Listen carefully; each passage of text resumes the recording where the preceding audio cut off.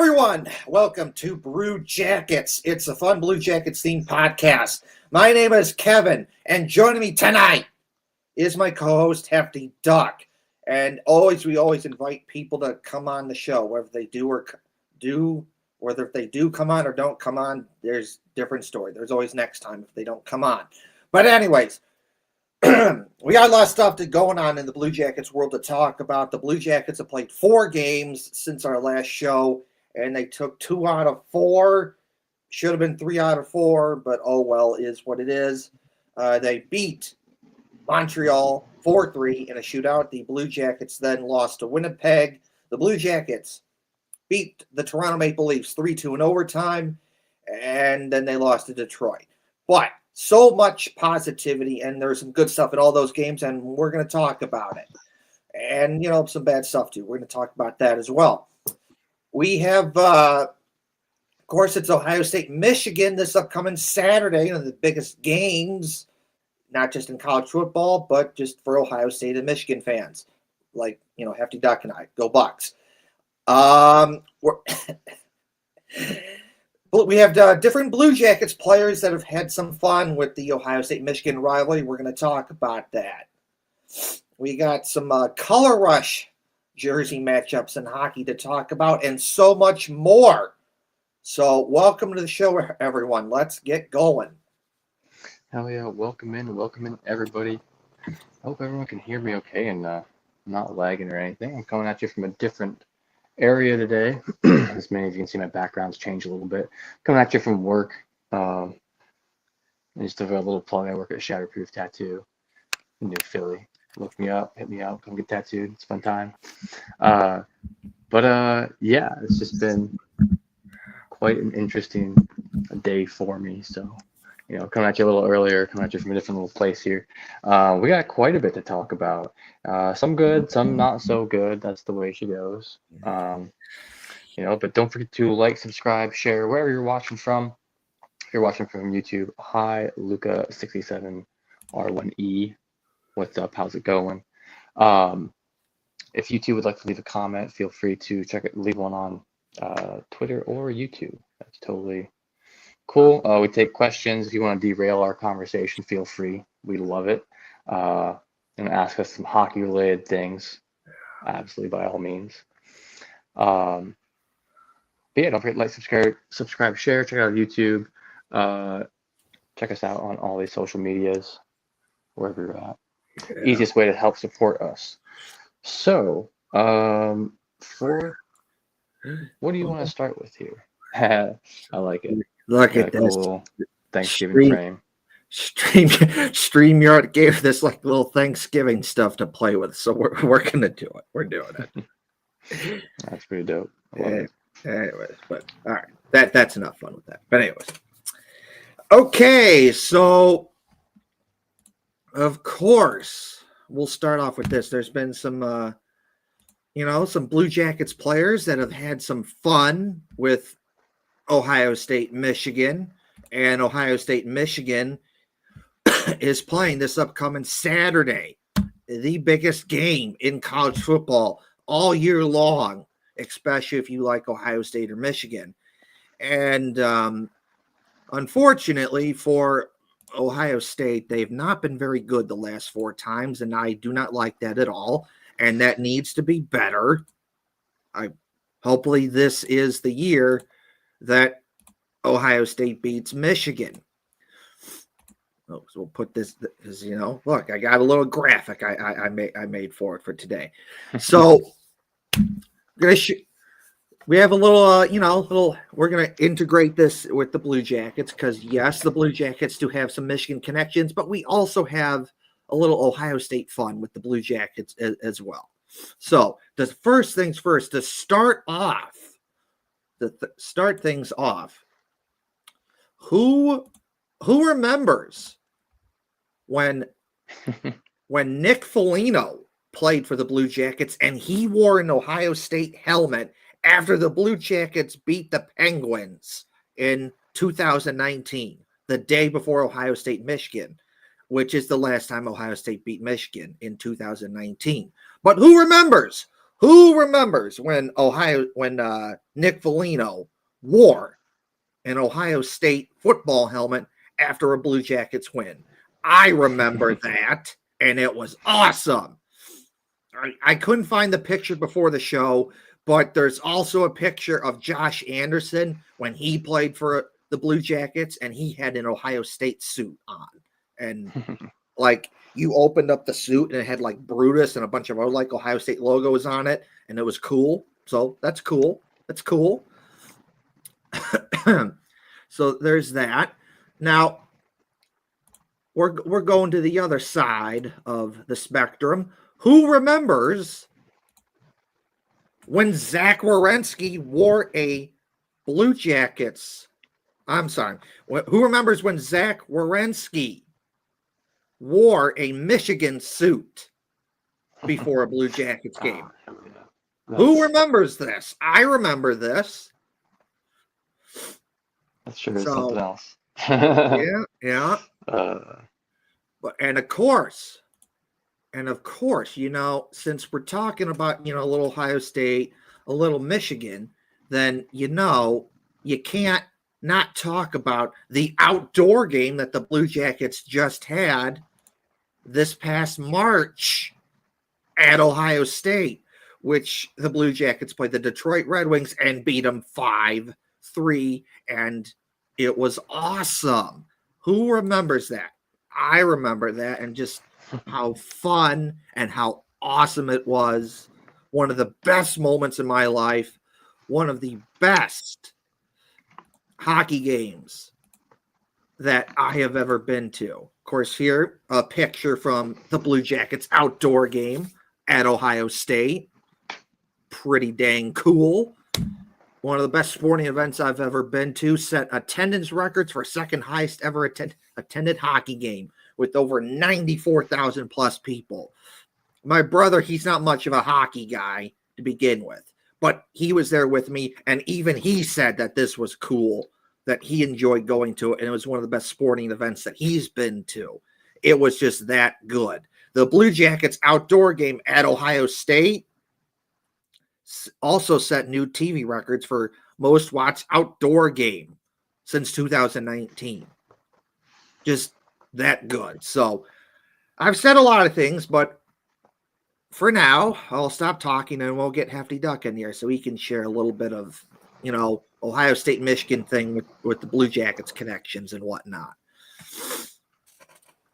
Oh yeah, no, I'm just I'm stoked to kind of see it happening more and more often.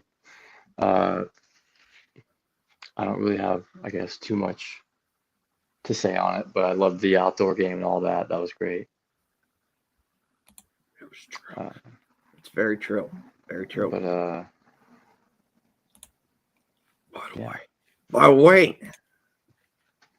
But wait, we're not done. Ooh, we'll pull that off. But wait, we're not done because there's more. I had a list, and I'm going to put it up on the screen, of just all the guys who have played either at Ohio State or Michigan and have played for the Blue Jackets. So,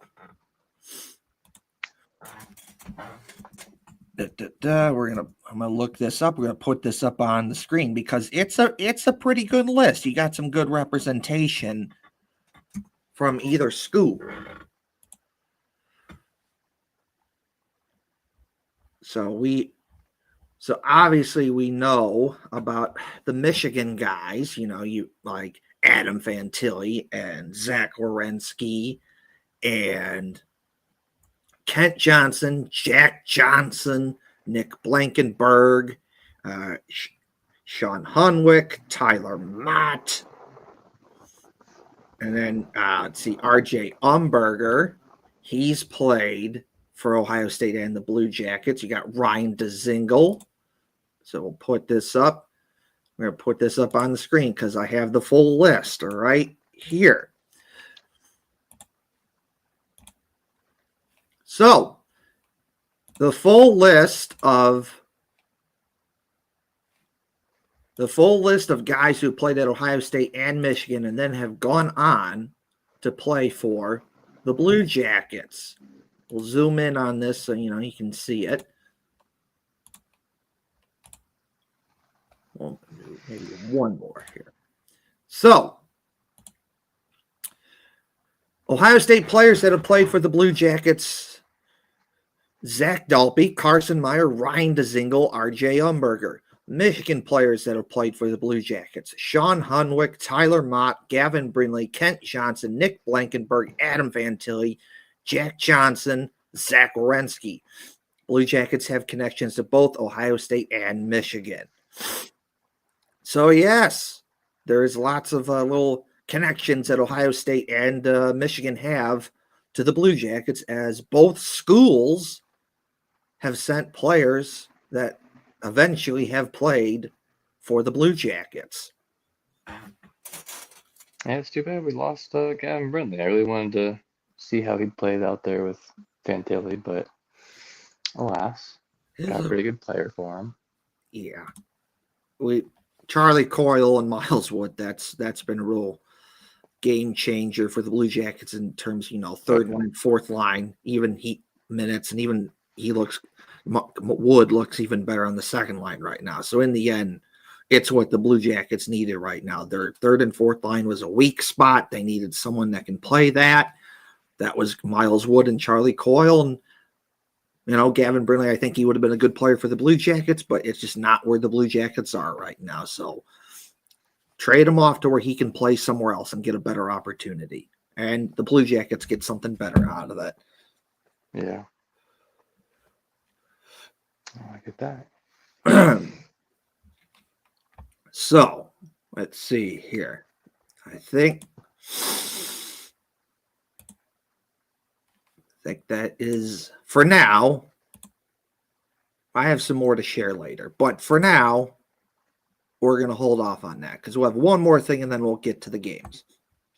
So, first things first, we're going on to our next segment, which is there needs to be more color rush games in hockey. So, hell yeah. Where this comes from is recently the Red Wings and the Rangers played a game in New York, and the Red Wings wore all red, and the Rangers wore blue, and it was awesome. Just a great looking matchup. Just like, look at this. I just love this. It's like a painting. It's so cool. I love it. It Is. Look at it. Red jersey versus blue jersey. Like, I like this. Like the old retro style stuff too. That's so cool. Well, yeah, because they're both the 100th season, so this is their 100th season jerseys, and they're great. Yeah. Like, I'm just gonna say that. That's crazy. I know, right? Detroit. Like, I know you're kind of more like hoity-toity, and you're more like traditional, and like you just have two jerseys, and you don't have a third jersey, and all this other stuff, which is reflective on how you have outdoor game jerseys, because for the most part, you really don't take chances, and you don't have a lot to play with here. So I can see why it's kind of hard to make a new jersey for you. But I'll say this right here, that's your new third jersey, in my opinion. Keep it. This is your new third jersey. It's just awesome. That old school look, the gloves, that old school looking Detroit logo on the pants. Even the logo looks kind of an old school look. Like, I like this. This is your new third jersey, but that's just me. So, color rush. We need to see more of this. But wait, there's more. It's not just the Red Wings and the Rangers that have done this. We also have both the Blue Jackets have participated in this, and Ohio State and Michigan. So,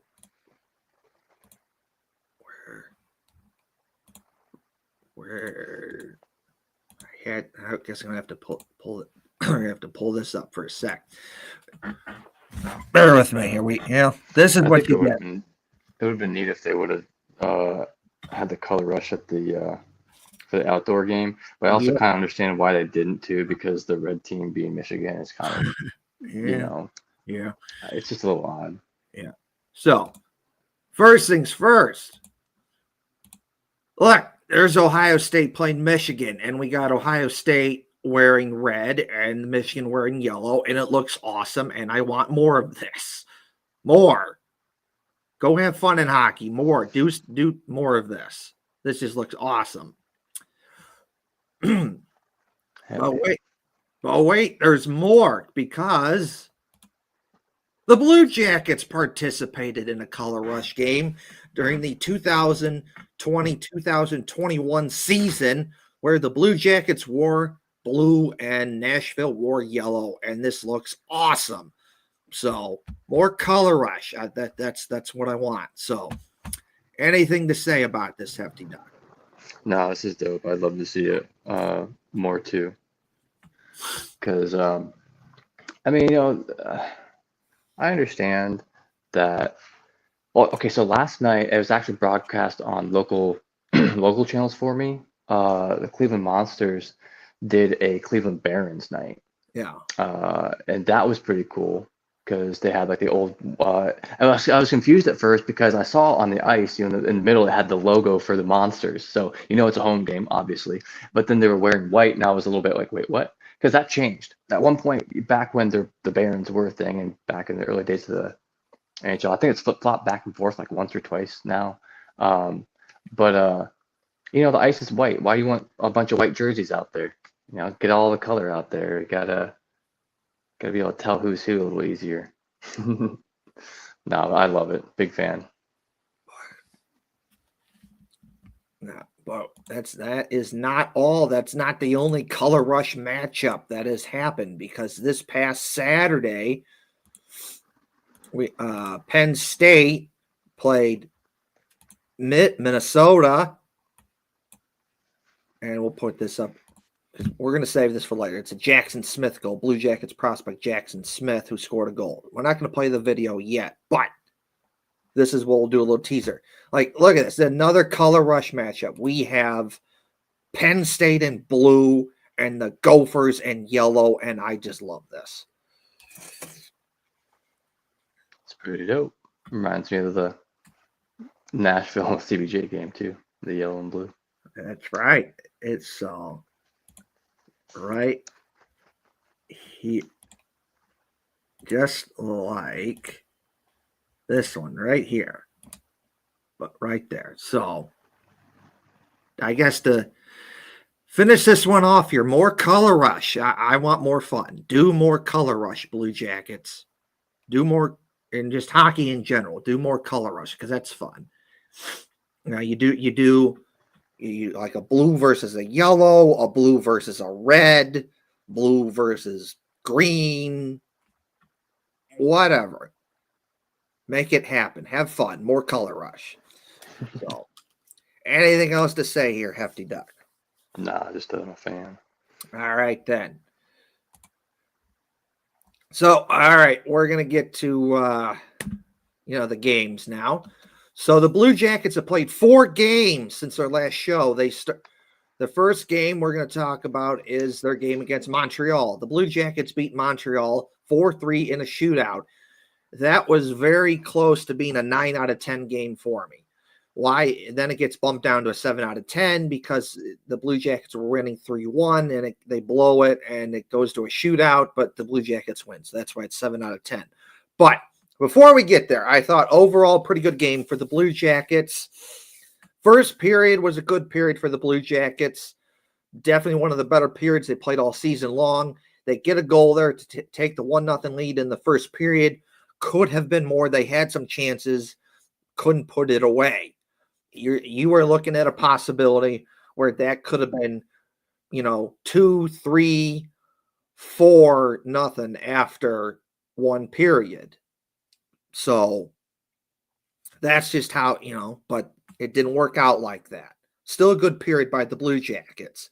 Second period started out bad. They weren't playing very good. They give up a goal, and then it got better as the period went along. The Blue Jackets get 2 goals. They're winning 3-1.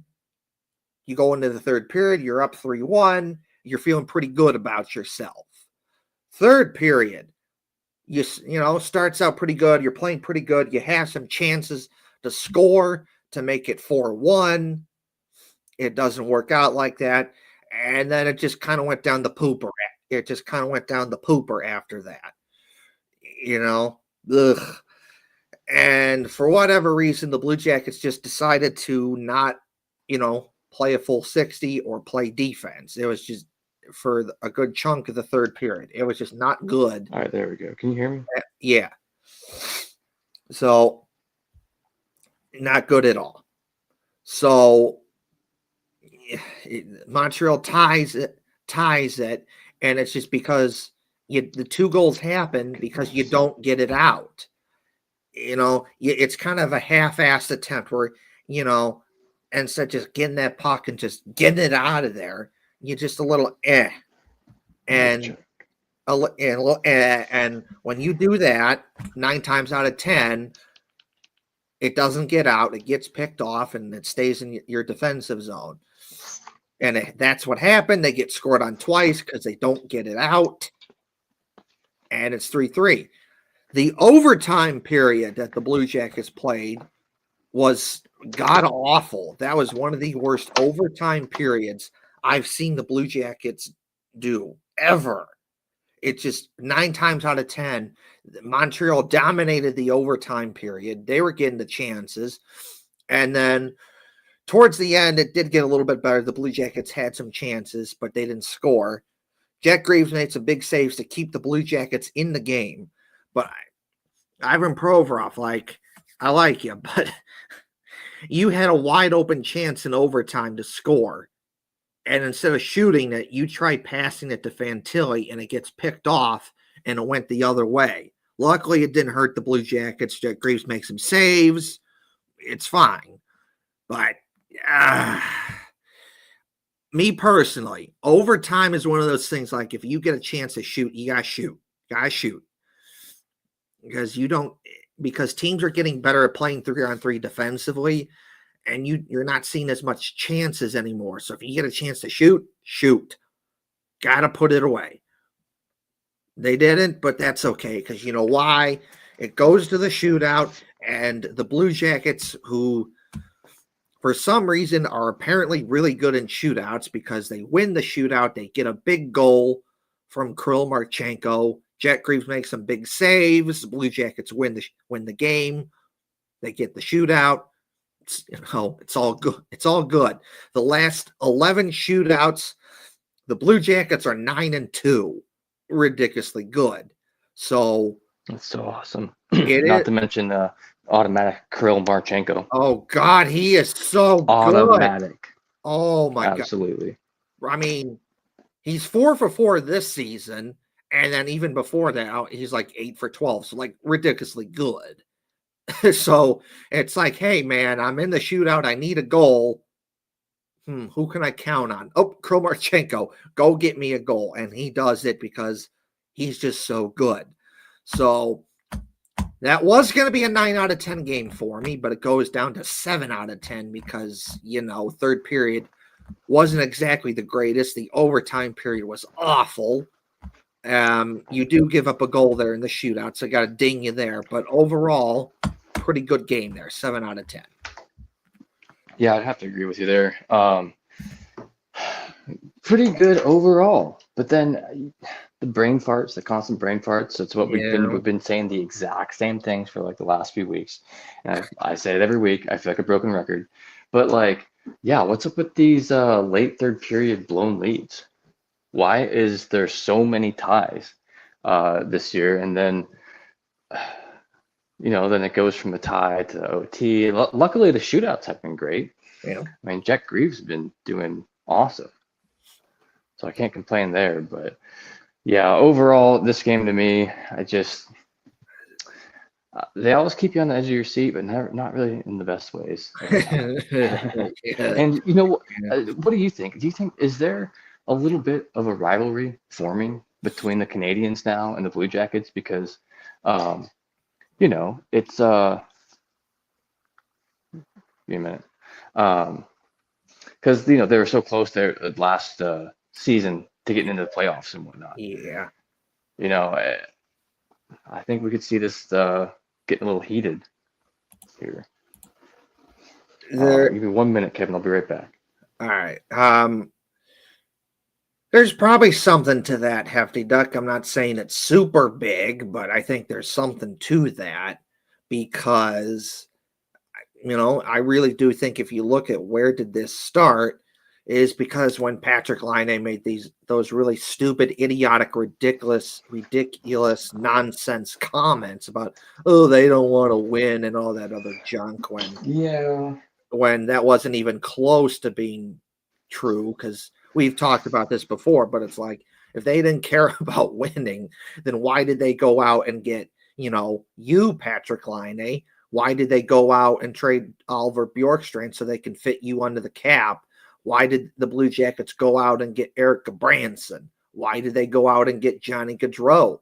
And there's a whole bunch of other moves that they made that kind of points in the direction that the Blue Jackets were trying to win. So for you to say that it was just stupid and idiotic, so there's probably something there because that's probably where it started, and then that pissed the Blue Jackets off, kind of like a screw you moment, and then they smoked the Canadians. They beat them that game, and of course Laine plays in that game, but it was like one or two shifts, and he gets whacked by Dmitry Voronkov, and then you don't see him for the rest of the game, so that's like adds to it.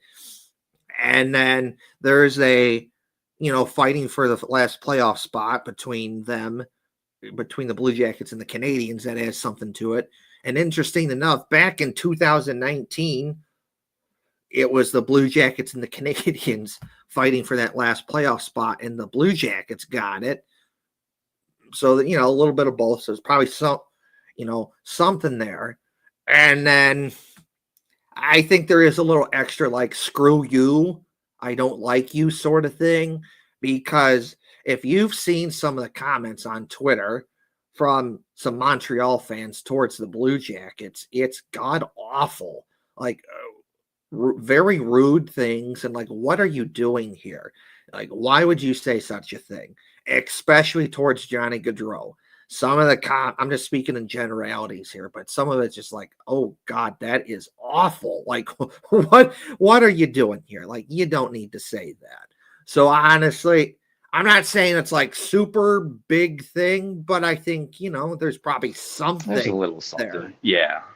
Well, and I'm kind of curious about those comments myself, though, because like he's still good friends. Adam Fantilli lived with them for a Yep. while, Yep. and so I don't know. Why would you say something like that about a place that you still have friends at? Or I don't know. To me, I've heard a lot of stories about Line A, and not to just like drag him through the mud and shit, but it just doesn't seem all that friendly sometimes. No. And another thing that kind of gets me is like, oh, that you didn't like it so bad that they didn't want to care about winning and all this other junk, but yet apparently you didn't but apparently it was okay for you to go to Johnny Gaudreau's funeral. Like, I guess you didn't like him. I guess you didn't hate him that bad if you wanted to go to his funeral. That's just, Well, that's a little different though too. I mean, we can all set some differences aside for some stuff like that too. No, I agree with that, but at the same time, if you want to put out this message out there about like, oh, they didn't care about winning and I don't like it and all this other stuff, you'd think that maybe you're like, hey, for some people they hold grudges so bad that they wouldn't even do such a thing like going to a funeral. Hold up, my audio just messed up.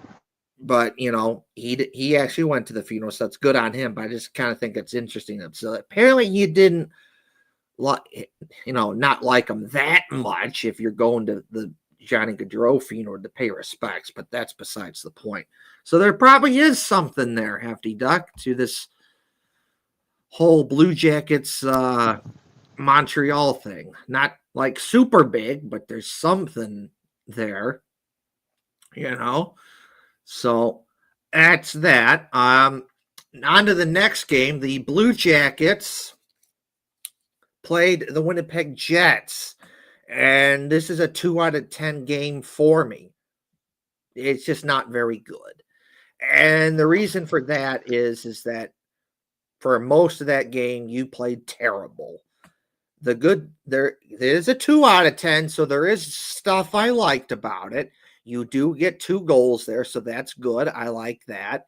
You get a goal from Miles Wood. You get a goal from Zach Werenski. Zach Werenski on that goal gets his 400th career NHL point, and he becomes the first defenseman in Blue Jackets history to get 400 points in Blue Jackets history. So that was cool. And there were some other moments in the game where you played good, but other than that, it was not very good, and it was a 2 out of 10 game. Just awful. Just not very good and slop. And I know Dean Evison kind of likes to poo-poo it and thinks that the whole back-to-back thing is really not that big of a deal, and I can see why he's saying that to a certain degree, but it does make a difference when you have to play a game and then it goes to like a shootout, and then game probably doesn't get over to like 10:30 Eastern time, and then you got to go back to the locker room and you got to change and put your normal clothes on, and you got to talk to the Columbus media, and you got to do all this other stuff, and then you got to go get on a plane and fly somewhere, and then you don't get to your hotel probably till like 2 or 3 in the morning, and then you got to get up the next day and go play another game. Like, yes, to a certain extent, it does make a difference, and you could tell. You could tell that, yeah, that this is a team that just played a game and they're doing it back-to-back, and they're just not going to be as good as they could be. It's not just a Blue Jackets thing. You see it in hockey in general where, you know what, it's just not your night, and teams just aren't as good because back-to-back. That's just kind of how it goes sometimes. And the last thing I'll say is, back-to-backs are part of hockey and happens, but man, my opinion, hockey has to just settle down with this. It's too much. It's just too much this early in the season. Need to do a better job of just spacing it out. And if you're going to do it, it should be something like you play a game in Columbus and then go way out to Winnipeg. It should be something like you play a game in Columbus and then you go out to Pittsburgh, or you go out to St. Louis or Detroit or Chicago, something that is somewhat reasonable close by.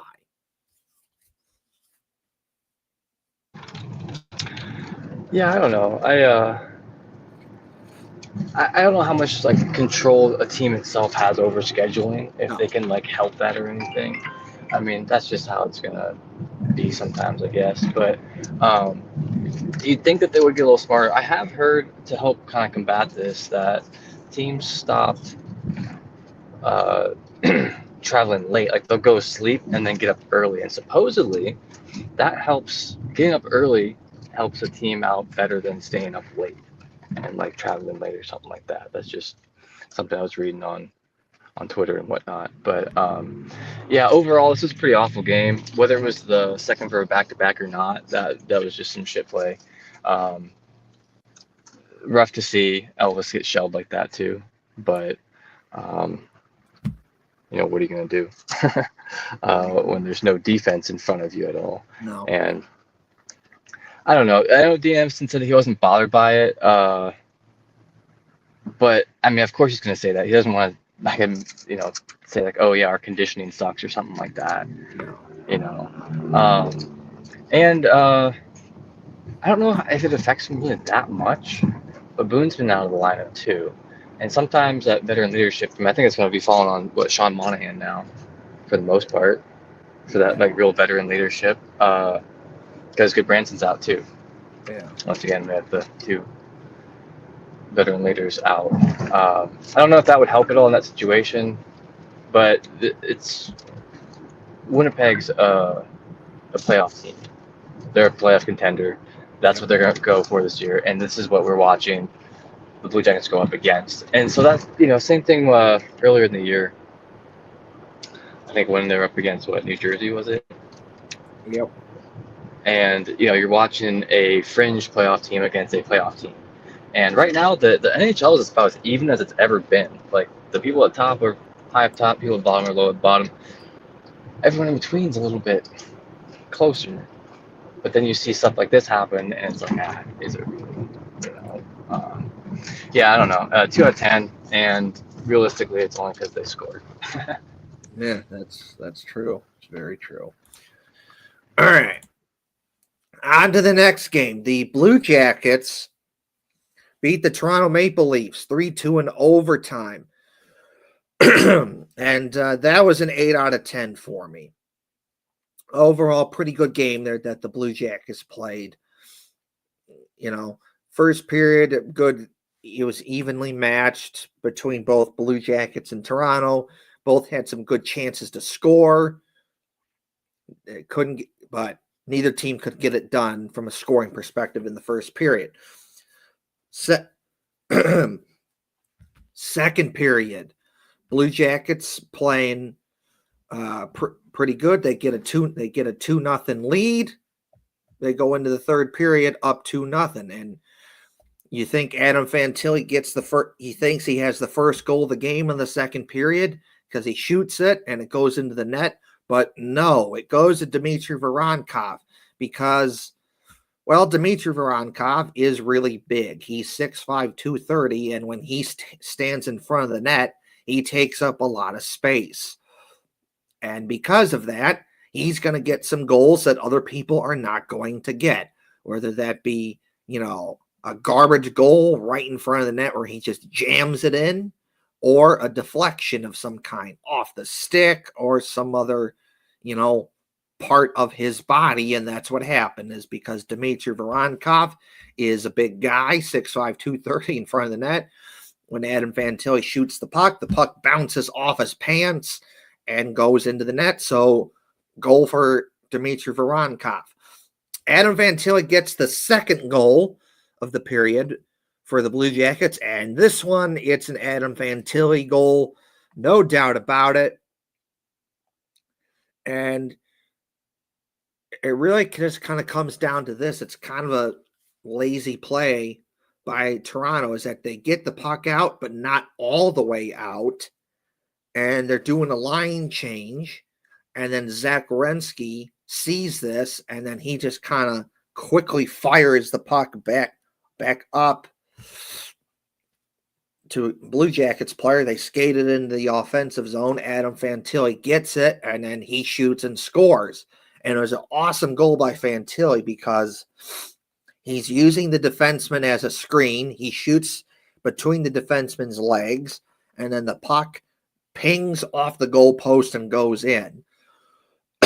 Snipe. So realistically, Toronto's goalie had no chance on that goal. So good goal all around. Now, third period, not good, because you were up 2-0 and then you give up 2 goals and now it's tied up at 2.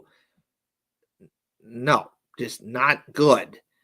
And this is another thing that the Blue Jackets, they just have to stop doing this. In some way, shape, or form, you have to stop doing this, where you're playing a good game and you're winning, and then for whatever reason, you just choose to stop playing the 60-minute effort, and you have a brain fart or two, and you make a dumb mistake, and it's in the puck's in your net, and you blow a lead. You can't keep doing this. That needs to stop immediately. You need to stop doing that, Blue Jackets. I love you very much, but you need to stop doing that because you're making it harder on yourself than it has to be. So, third period, not very good. Blue Jackets had some chances to where maybe they could have scored, but they couldn't get it done. Now, goes to the overtime period. And, overtime period was okay. Toronto definitely had some of the better chances there. But in the end, the Blue Jackets get it done in overtime because Toronto, they're in their offensive zone. They got some chances, and Jet Greaves making some big saves. And they try and make a play. It gets picked off by Zach Werenski. He makes a, couple passes. It gets up to Adam Fantilli, and Adam Fantilli just kind of blows by Max Domi, who was the defender on that play for Toronto. And, it looks like he was going to shoot it, but he couldn't get it off because Domi kind of bumped him. But he stayed with it, because you see this in hockey where a guy either tries to shoot it and he can't shoot it, or he shoots it and it gets saved. And you see it where guys, they don't follow up on the play and they go off, they skate off. Adam Fantilli didn't do this because, yes, he tried getting it on the first try. He couldn't get it. But then he stayed with the play and got to the puck, and he shot and scored. That's an important lesson there, that players should be doing this, but they don't. And 3-on-3, I can kind of get it, though, because if you don't get it and the other team has the puck, you need to get back there quickly, because there's not a lot of room for error defensively on 3-on-3. So I kind of get that. But in this case, Adam Fantilli couldn't get it on the first try, but he stayed with it. He got the puck and shot it and scored. So overall, a pretty good game there. 8 out of 10 for me for the Blue Jackets. And Adam Fantilli, definitely one of his better games he's played all season long. 3-point night, 2 goals, 1 assist for 3 points. Nicely done, Adam Fantilli. Nicely done, Blue Jackets. 8 out of 10 game for me. Yeah, I mean, I agree with most of that. The 8 out of 10. I'm going to knock it down to a 7 out of 10 for me, just because there's some stuff that kind of bothered me about it. That first period, I think both teams are lucky that no one got a power play goal at that point. But when the scoring did start, it was funny because there's no power play goals in this entire thing. So why I'm giving it a 7 out of 10 is, Bronkov, amazing, Fantilli, amazing. That whole the line that was out there was great. Orensky picking up the secondary assists and whatnot. But blowing the third period lead again. And that's going to be a recurring thing that we're going to talk about once more, in a different game. But at least letting them tie it up. Yeah, they came through at the end. They got the 2 points. They got the win. But it was just kind of a sloppy way of getting there. But it's a good win on the road too. Win in Toronto, that's huge, because they're a tough team to play. Tough team to play anywhere. But yeah, then it was called old friend of the Blue Jackets, Max Domi, who ended up slipping up at the end there too, and giving Fantilli that opportunity to hit it home. And you could tell it was frustrating Toronto. I mean, they had a lot more hits than the Blue Jackets did. And they were just trying to rip shots, whether it was on goal or not. They were just trying to rip shots left and right. So,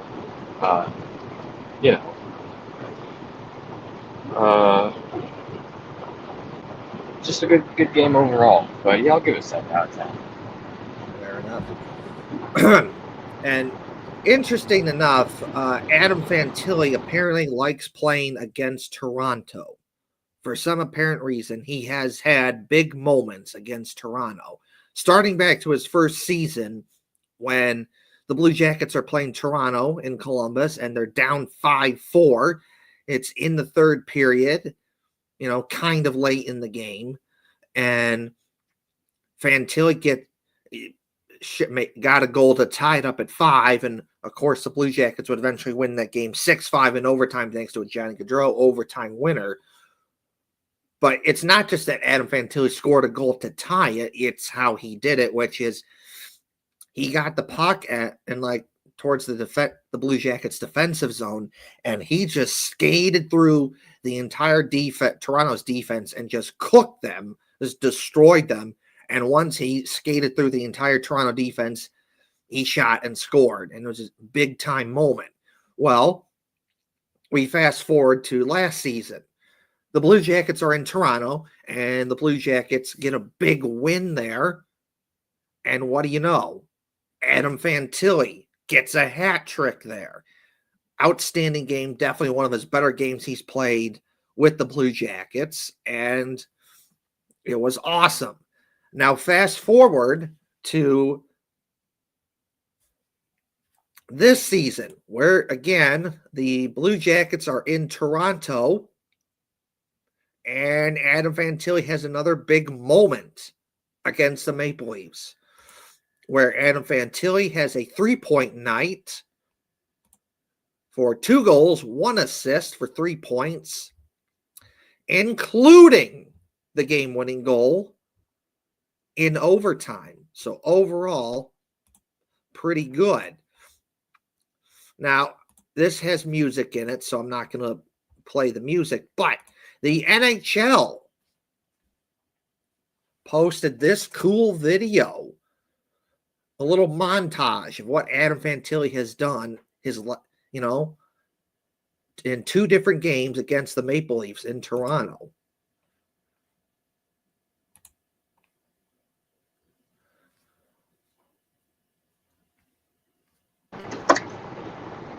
Sorry, what was that?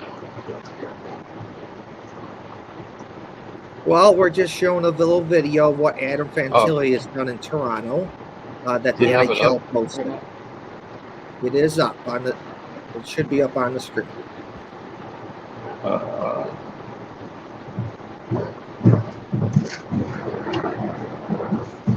don't see it on my end. On the streamer. You don't see it on your end. Hang on a sec here. Did I put the? Okay. All right, there it is. We got up on the screen now. Okay. There's the bingo card. Kevin didn't put it up on the screen. There we go, bro. Hell yeah. All right, here we go. Here's the video. So this past January, when Adam Fantilli was in Toronto, got the hat trick.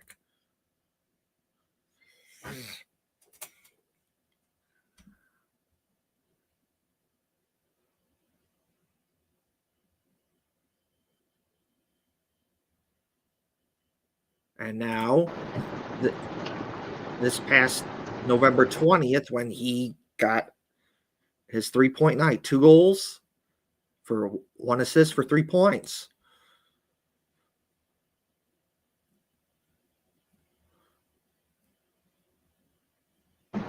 Yeah, he always seems to do well in Toronto, though. Isn't that, I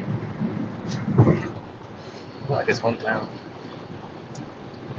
Basically, he's like he's suburbs of Toronto, but basically.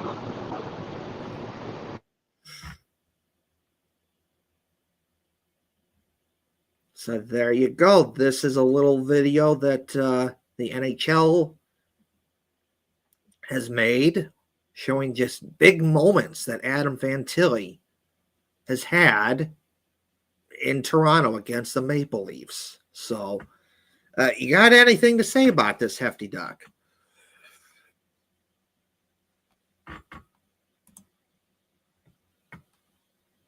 No. Oh, boy. Well, I guess Hefty Duck has nothing to say about this right now. What? Do you have anything? Sorry, not really. Yeah, sorry, I was spacing out a bit. No, it's pretty dope. That's just from last year, right? Yeah, well, I just love seeing how well he does. Well, this is it's from last year when he did the hat trick, and then they have in the same video. It's when he had his most recent 3-point night against Toronto. So, oh hell yeah! No, pretty cool. Yes. So pretty cool there. So, so we'll let's finish out. Okay. So, next up, we're going to talk about the Blue Jackets game they played in Detroit. I was so ready to give that a 9 out of 10, but it's a 5 out of 10 now. It's just that bad. And the reason is this. So, first period, you're playing a pretty good period there. You get a big goal from Adam Fantilli. You're winning 1-0. Things are looking good. Second period kind of starts out bad because you give up a goal. It's 1-1, but you get a big goal from Miles Wood to make it 2-1. And then Rest of that period was pretty good for the Blue Jackets. Third period, it was okay, but it started to get better for the Blue Jackets. You get a big goal from Zach Werenski to make it 3-1. You're feeling pretty good about yourself.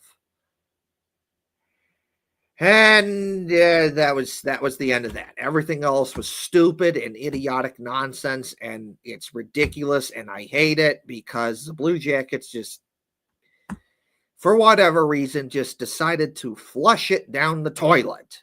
All that good effort, all that good progress that you built up during the game was gone. It was gone because, again, stupid brain fart moments cost you. It's in the back of the net. It's now tied up at 3. The second goal happens because Yegor Chinakhov, in many ways, you're good. Like we've talked about so many times. You are really good at shooting the puck.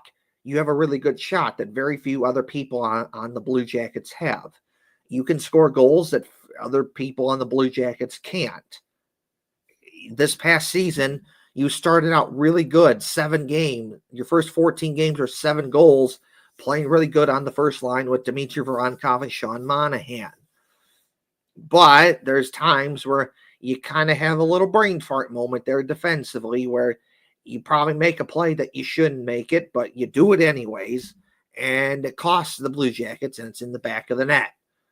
He did what Damon Severson did the first 2 seasons with the Blue Jackets, where it's like, generally speaking, it was pretty good, but then he just did those 1 or 2 dumb mistakes. That was a brain fart, and it led to a goal being in the net. And that's what happened to Yegor Chinakhov, just kind of did a dumb mistake, and it led to the puck being in the back of the net. As for the third goal, because Detroit goes to the power play, they score, and why that penalty happens, because it's a lazy play from Charlie Coyle, in my opinion, because the moment that you stop skating and moving your feet, that's when you're going to get called for a penalty, because the refs are going to see it and you're going to get called. And that's what happened. Like, you can, to a certain degree, if you're moving your feet and you're skating, you can kind of get away with some stuff. A little hook, a little, poke with the stick, a little here, a little there, a little this, a little that. To a certain extent, you can get away with it. If you're moving your feet, if you're skating. When you don't move your feet, when you stop skating and you're just standing there, that's when you're going to get called a penalty on you. And that's what happened. Charlie Coyle, he stopped moving his feet. He stopped skating. He was just standing there, kind of holding on to the guy, and he gets called. And then eventually they score. It's just stupid, dumb, idiotic nonsense. You need to stop doing this, Blue Jackets. Stop doing this. No more brain farts. No more playing good 99% of the game, and then for whatever reason, you just decide to stop playing. And then you have a dumb brain fart moment, and it costs you. Just stop doing that. You are making it harder than it has to be. Stop doing that. And then it gets to the overtime period, and, it wasn't that good for the Blue Jackets. They had like 1 or 2 chances to score, couldn't get it done. Jack Greaves did make a big save on Dylan Larkin to keep the Blue Jackets in the game, but then they score, and it's like awful. So bad, so pathetic, so just disgusting. It goes from a 9 out of 10 game to a 5 out of 10 game, and just awful. I'm usually pretty like, if they lose, it's like, that sucks. But the next day you move on with it. Or they win, you're like, yeah, awesome, great game, Blue Jackets, let's go. But, next day you move on about it. But this is just one of those games where I'm still kind of pissed about it, because like dang it. You played a good game there 9 times out of 10. but then stupid brain fart moments, you pissed it away and you lose. And it's like, that's one of those games that the Blue Jackets are going to look back on and say, damn, we should have had that one. But you pissed it away. So should have won that game. It should have been 3 out of 4 this week, but it's 2 out of 4. So 5 out of 10 game. Yeah, I don't really know what happened there with that one. It seemed like they had it, and all of a sudden they just blew it. And one thing I did like to see was them using the special teams to actually get a power play goal. That's a big plus for the Blue Jackets. I mean, their power play has been better. Their penalty kill has been better. Everything is getting a little bit better here and there, but bunch of stupid penalties. I don't know. I just thought that was pretty dumb. I like the unsuccessful challenge. Yep. That was a good time. It's unfortunate they couldn't capitalize there, but even still, Zach Werenski coming in with that third period goal, and like you said, I swear it's like what Provorov did like earlier in the week too, like those brain fart moments. It just kills the team. It takes it out of them completely, because otherwise the game was pretty even. Yep. As far as like all the stats go. I'm kind of a stats guy, and they're gonna see each other again soon though. December 4th. Yeah. They're gonna be in. No, they're gonna be at home again, right? They're coming to Columbus. Yeah. So that's the second game of a 3-game series. So they really got to take this one. At the end of the year, when you look back at games that are this close, and like, yeah, maybe you got a point, but you need those 2 points. You really just, like, I don't know. You can't be doing shit like that. It's ridiculous. But yeah, I was gonna say I have to give it a 5 out of 10 because they did at least get the point. But come on, it just sucks to see so bad. No, I agree with that. You just can't keep doing that. You just can't keep doing that. And it's like, yeah, you got a point. That's good. But in the end, did you win? That's what matters the most. And if the answer is no to that question, then that's the end of that. It doesn't matter to me. I look at did you win the game? If the answer is yes, awesome. If the answer is no, then do better.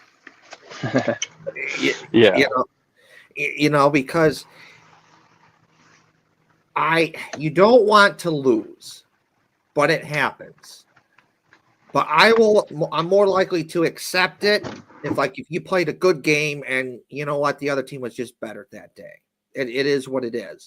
I'm not going to accept it if you do stuff like this where it's like 9 times out of 10 you play a good game during that game, but then it's just that 1 time out of 10, that one thing where it's just stupid, a brain fart mistake, something that you shouldn't have done that was preventable, but because of that you lose.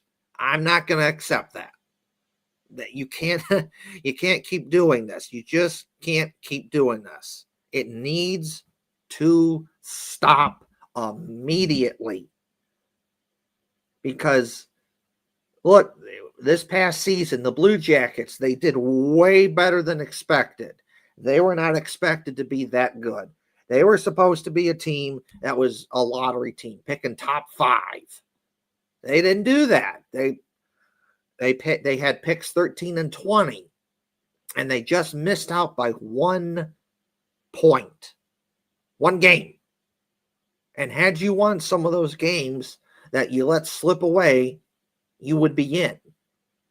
And compared to other sports, hockey is, if you get into the playoffs, anything can happen.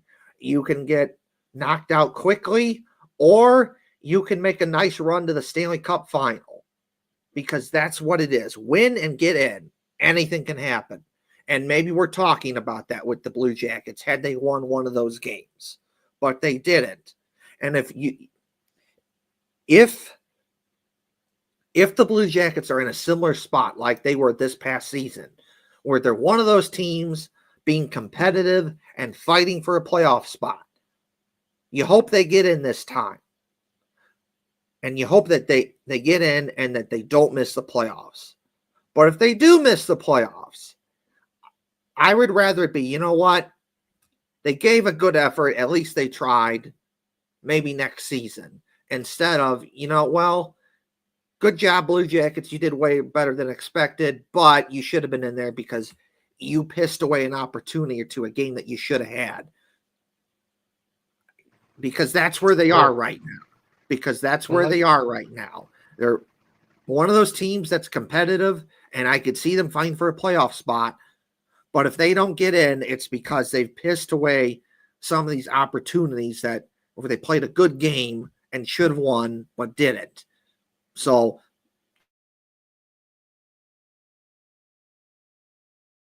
that's like we should have had that and we should have gotten in there, but made it pissed away an opportunity to get in. I hope it's not like that. I hope it's like, you know what, we got in and we earned it. Right. Well, and that's the thing too. Like just looking at last year, it's already been brought up once this episode about being out by one singular game, and I think part of what we're looking at too is, if this were last season, we'd be like, oh my God, look how good they're doing. They're doing great, right?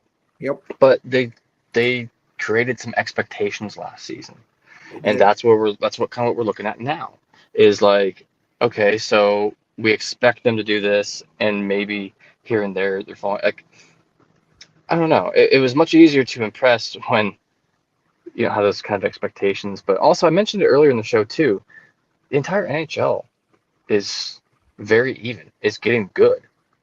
I mean, look at teams like the Blackhawks and how good Connor Bedard and how good I'm blanking on the other kid's name.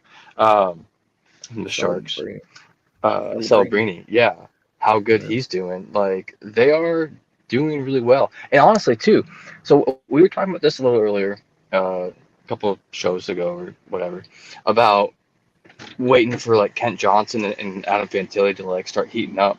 Well, I mean, Adam Fantilli he's heating up. He's got 7 goals out of the last 8 games? Yeah. And like 3-point night and all that other shit. So like, it's just real impressive what he's been starting to do. I love to see it. Yeah. And of course, put this up on the screen. This is a picture of Adam Fantilli after he scored his first goal of the game against Toronto. Really excited, really pumped up. Great to see. Awesome picture of Adam Fantilli.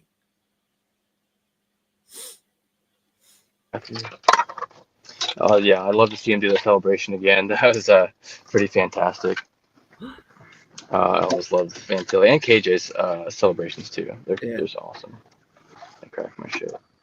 But wait, there's more because the Blue Jackets posted another picture from. Well, this was after the overtime. A picture after he scored the game-winning goal in overtime. So we're going to put this one up on the screen right here. Right there. This is what I mean when Adam Fantilli stayed with it, because he's right in front of the net and he kind of gets bumped by Max Domi, and that kind of makes him lose the puck. And what other players would have done is they would have just, all right, I didn't get it. I'm going to go skate off, maybe go back, play defense, maybe for a line change, whatever. Adam Fantilli didn't do that. Instead, Adam Fantilli stuck with the play, got the puck, and he shot it and scored. And admittedly, this is a hard shot for him because he's a left-handed shot on the left side of the ice, and it's kind of an awkward angle for him to shoot it. So for him to get this shot in this kind of an awkward angle for him in this spot of the ice, it's actually pretty good. So overall, pretty good shot by Adam Fantilli and an awesome picture. The shot was fucking sick, dude. You have to. I heard someone say this the other night. You have to get a protractor out to measure that angle because I've been seeing that a lot more and more though lately too. It's becoming a more popular shot, that side shot to like possibly bank it off the goalie, or like you create that the rebound. If you shoot from the side, it can rebound out front a little easier than sometimes too. So sick photo though too. Love to see it. That's right. So, pretty good goal there from Adam Fantilli. So we got comment from at Luca67RLE. What's up? Well, hello there. Oh, we read that one at the top of the hour. We did. All right. Yeah. No worries. Whatever. And whatever the hell this is some Middle Eastern thing. Interesting. Yeah. That sense. I don't know. Hopefully it's nothing bad. No. Something in Arabic, some Middle Eastern thing. I don't know what that is. Anyways. So, next up, be showing you a little clip from Blue Jackets prospect Jackson Smith, who plays for Penn State, and he got a goal against Minnesota. So we're going to put this up on the screen, and we're going to play it. Boom.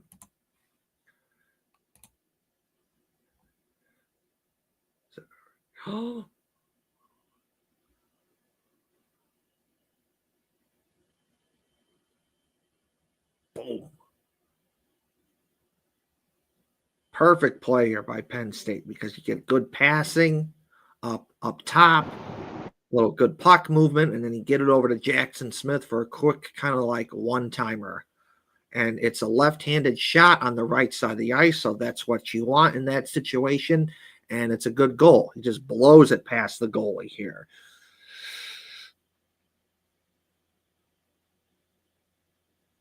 Yeah, it happens so fast too. What a good one-timer. I mean, it gets low to the ground like that. It's a super good balance. I mean, it's hard for me to cheer for Penn State, but obviously, gotta cheer for the boy there. My man, Jackson Smith. That's right. Man, the Gophers are wearing those. Are they wearing the Gopher uniforms right now? Yes, they are. The yellow ones. I love those so much. I know. Oh, wait. We'll back this up. It's the cats versus the rodents. Pretty much. Whatever the hell a Nittany lion is. Oh, I can't get a good shot of it. Maybe we'll. But no, that's and again, like I said this earlier on the show, but I like this color rush. You got yellow versus blue, and I love this. I really do. And then, so that's kind of an awkward angle for him. So that's kind of a hard shot, but still good because he's left-handed shot on the right side of the ice. That's what you want there. But good shot by Blue Jackets prospect Jackson Smith. Anything else to say about this, Hefty Duck? Oh, I don't really. No, I said all I have to say for it. Okay. So next up, we've talked about this jersey before. We'll put it up on the screen so people know what we're talking about and why we think it is definitely one of the better hockey jerseys out there. Is the yellow jersey that the Gophers have. It's just that good. Like the best Ohio State hockey jersey is that black one with Brutus on it, but the one that we're talking about is the Gophers have a yellow jersey with the gopher on it holding a hockey stick that is just awesome. It is just that good. So we're looking it up right now, and then I'm gonna put it up on the screen here. So there it is. That is the jersey that Hefty Duck and I are talking about. It is the Gophers yellow jersey, red shoulders with the gopher on it, holding the hockey stick. The red is outlined in white, red pants, yellow socks, outline, white line outlined in red. This, it's just awesome. So this is the jersey that we're talking about when we're talking about the Gophers yellow hockey jersey. Hell yeah. I love the mascot too. It's so fun. It's so goofy, man. Yeah. I love it. It's a gopher and he's playing hockey. Like, that's just goofy and I love it. I just do. But of course, if we're talking about hockey jerseys, you can't talk about without Ohio State's black Brutus jersey, which we have shown on the show many times before, and we're going to show it again because it is just that good. Ohio State women's hockey team, they wore this jersey at their outdoor game at Wrigley Field, and it is just that good. So we're going to put this up on the screen because look at this. It is just that good. It is just that good. Yeah, there's not too many out there that are much better than that. It's just sick. It's straight to the point. I love the black jersey. That's one of my favorite for sure. Yeah. The Brutus on the front of the jersey is awesome, and then it's got the O on the collar, which is cool. I like that. And on the sleeve, the shoulder patch is Buckeye leaves. This is just awesome. It's just that good of a hockey jersey. This is definitely the best Ohio State hockey jersey right there. So there's that. Now, what I'm going to say this is that Dave Portnoy, pizza guy, pizza review guy, and Barstool Sports guy, and he's got a job on Big Noon kickoff for Fox for college football, and he goes to all these other places and for different games that are happening. And recently he's been to Columbus because he was there for Ohio State Penn State, big game there. Ohio State won that one, and he also did some pizza reviews, and that's cool. I like that when he helps out different pizza businesses and eats their pizza and tells them what he thinks of it, because 9 times out of 10 it's beneficial for the pizza business that does that. They get a big bump after that. He also goes to different school bookstores and rates them on how good he thinks he is. Now, Dave Portnoy is a Michigan guy, but even if we put that off to the side, he did try to be somewhat objective when going to the Ohio State bookstore, and he wasn't a fan of it because when you look at the video, it's kind of small and there's not a lot going on there from selection. So that's why he wasn't very fond of it. But I'll say this. Dave Portnoy, if you were looking for a place to go to for Ohio State stuff, you went to the wrong place. You should have gone to College Traditions or the Buckeye Corner. Those are the best places for Ohio State stuff. Every time I'm in Columbus for a Blue Jackets game, I'm in Columbus. I do the Blue Jacket store and I do a whole bunch of other stuff, including Ohio State stuff. And I always stop at the Buckeye Corner and College Tradition for Ohio State stuff because those are the best places to do it. If you want Ohio State stuff, you go to the Buckeye Corner and College Traditions.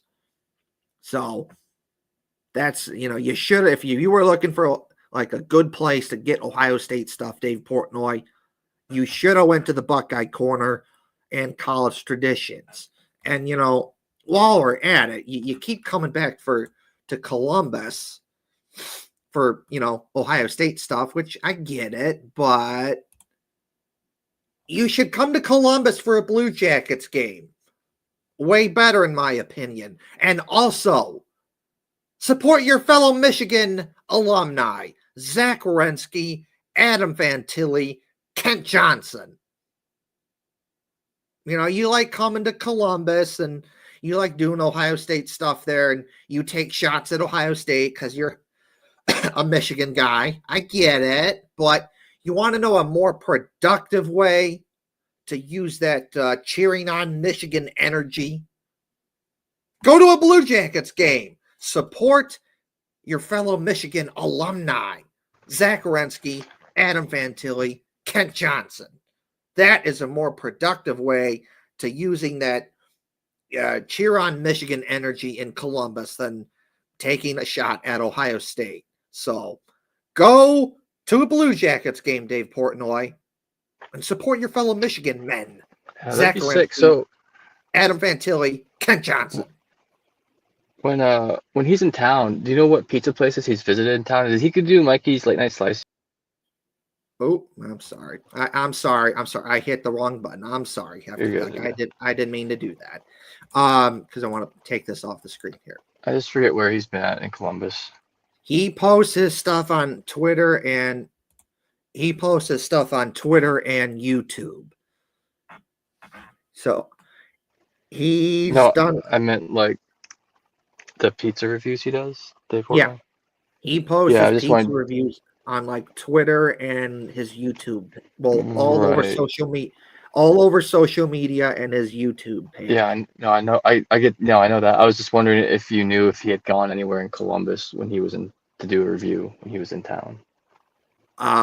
So he's actually been in Columbus twice because he was there for Ohio State, Texas too.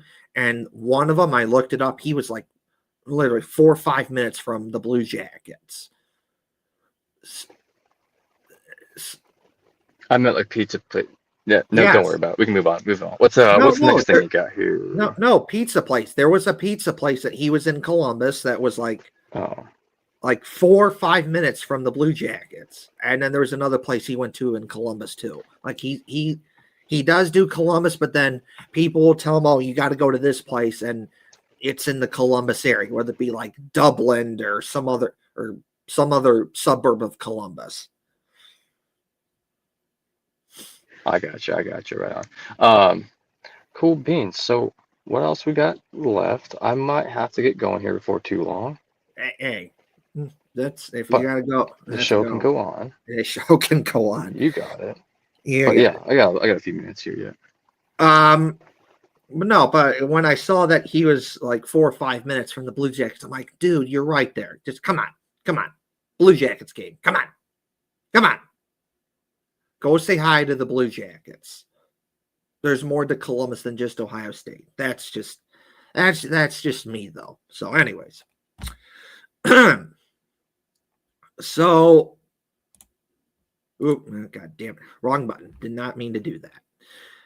I'm going to put this up on the screen. So, Jeffrey, one of my Columbus friends,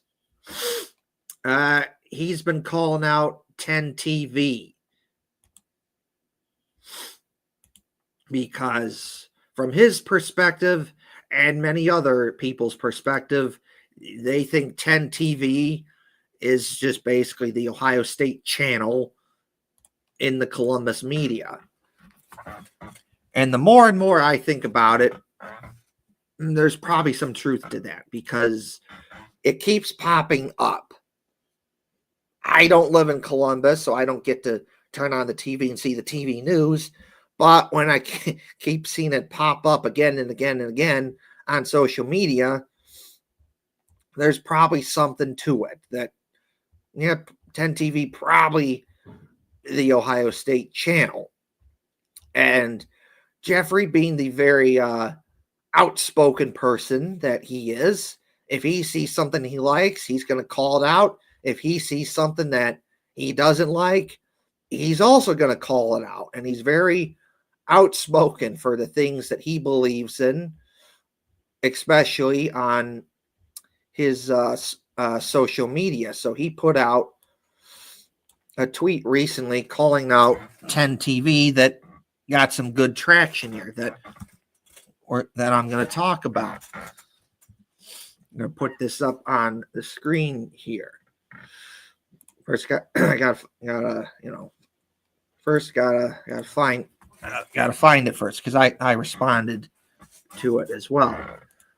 So, let's see here. Right here. So we'll put this up on the screen. It says Jeffrey Miller, so one of my Columbus friends, Jeffrey, says TV news coverage for the at Blue Jackets NHL continues to be abysmal on at 10 TV. Nonstop OSU Buckeyes. Hello, we have tons of people that support our pro teams in Columbus as well. Night and day difference between how good coverage is on, that's ABC 6 News, so WSY X6, so ABC 6 News. Continued props to ABC 6 News, #CBJ. Now, interesting enough, there were some responses. It kind of got some good traction here. 6 retweets, 42 likes. We have Jessica Ralston from ABC 6 News saw this and said, "Thank you. We put our heart and soul into the coverage in all of our sports teams." Heart emoji, hands up emoji, hockey emoji, soccer emoji, football emoji, basketball emoji. Is 10 TV the one that was at the march with us? Yes, they were at the march. So I do have to give credit there. They were at the march. They've done it twice. Yeah, they were last year. That was cool. Last year, 10 TV showed the march that Union Blue Soldiers does. So, and this year. So, and they do some Blue Jackets coverage. It's just to many people, they kind of view them as the Ohio State channel, and so I get people's criticism. So let's see here. We got another response here. Agreed. My dad and I talk about this all the time. Local media needs to do better. Another response. I get so tired of OSU overload consistently. Definitely needs less OSU and more CBJ coverage. That goes for the radio too. Another comment. I'm surprised by this. When the Blue Jackets first came to town, I feel like the opposite was true. I guess kudos to Channel 6, so ABC 6 News. And then we have, Jeffrey also said, at Dave Holmes, at Kellyanne Stitz, who work for ABC 6 News, the gold standard in coverage. The rest of the team, WSYX6, so ABC 6 News, are fans of the team too. And this tweet right here by Dave Holmes, this one was an interesting one for me right here, because he says, appreciate it, ! One of the main reasons I came to ABC 6 was the creative freedom to cover what I want. At Kellyanne Stitz, and I love shining a light on all the teams in Columbus. Thanks for the kind words. Why I think this is interesting, because Dave Holmes, who works for ABC 6 News, one of the many people in the Columbus media, is essentially calling out 10 TV for saying that, yeah, there's stuff I wanted to do, but I couldn't do it. So I came to ABC 6 News, which is interesting. And in my opinion, I think this is Dave Holmes saying that he wanted to do more Blue Jackets coverage and crew and other stuff, but 10 TV wouldn't let him. They probably said, do more Ohio State stuff, which again is fine, but at the same time, that's not very original. You're not going very far with that because everyone in the Columbus media talks about Ohio State. It's not very original. If anything, the market is in Columbus is oversaturated with Ohio State coverage. It's everywhere. So, like, if you're doing Ohio State coverage, it's like, good on you for doing that, but it's not very original because everyone does this. You're not standing out. If you're doing more Blue Jackets coverage or crew or something else, yes, you're going to stand out in the Columbus media. And this is, in my opinion, basically Dave Holmes calling out 10 TV by saying, in my opinion, that, yeah, I wanted to do like more Blue Jackets coverage and stuff, but 10 TV wouldn't let me. So I think that was just kind of interesting there. And one last thing I'll say, and then we'll get Hefty Duck in here, is in today's world, if you're just, you're in the Columbus media and you're only doing Ohio State stuff, just know that you are bland, you are boring, and you're not very original. You need to get with the times. Do Ohio State coverage, but also more Blue Jackets coverage and crew and so much more, because Columbus isn't just about Ohio State anymore. There is a growing demographic of people that want more Blue Jackets coverage to go with Ohio State coverage.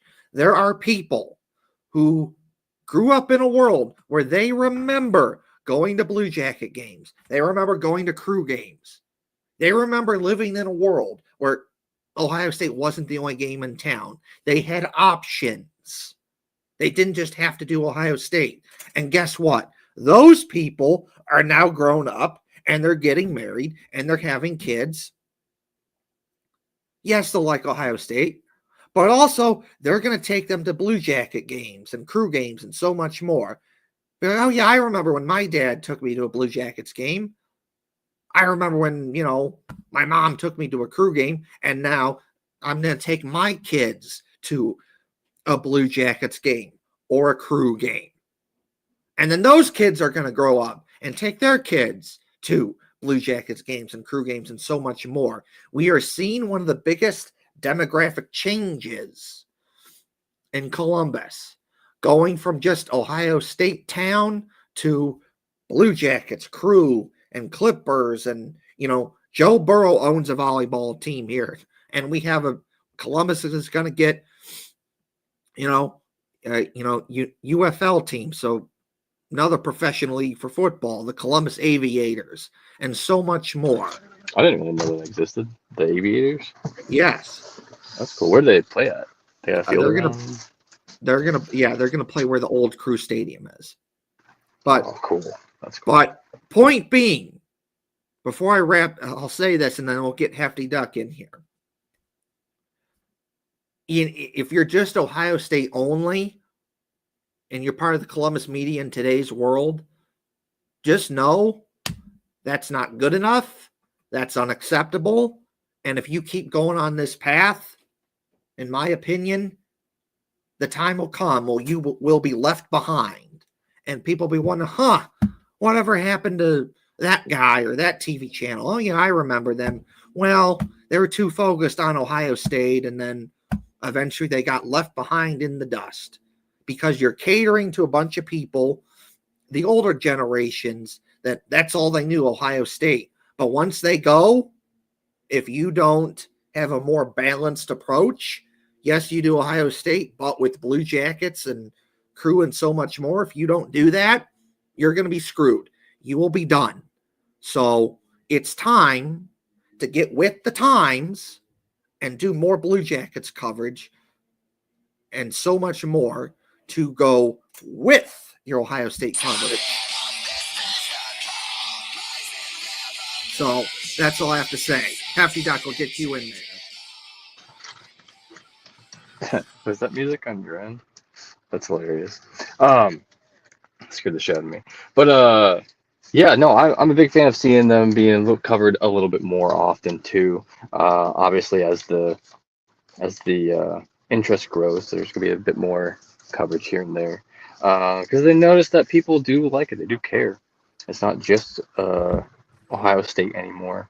Yeah.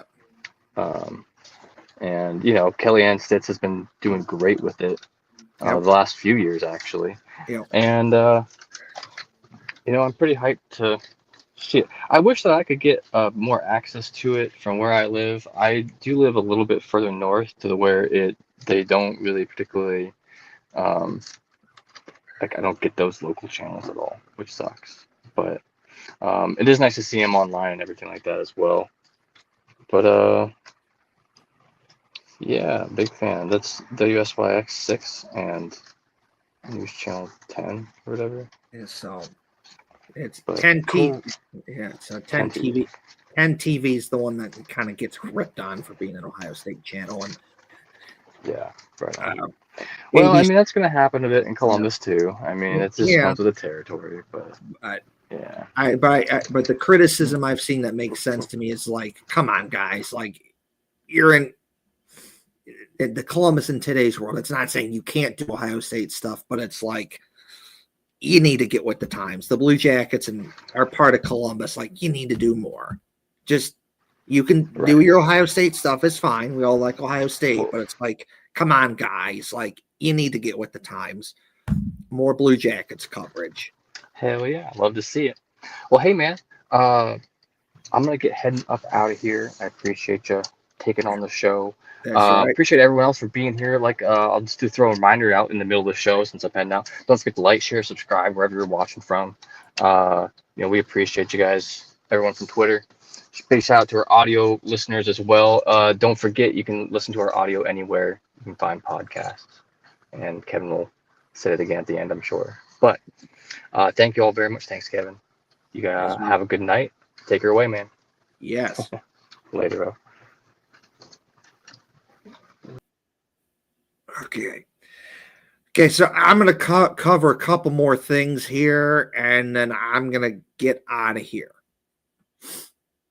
So, first thing, it kind of continues on with our earlier segment of Ohio State and Michigan connections that the Blue Jackets have had. Different players having fun with the Ohio State-Michigan rivalry. Here we have a video of Adam Fantilli showing support for Michigan. The context of this video is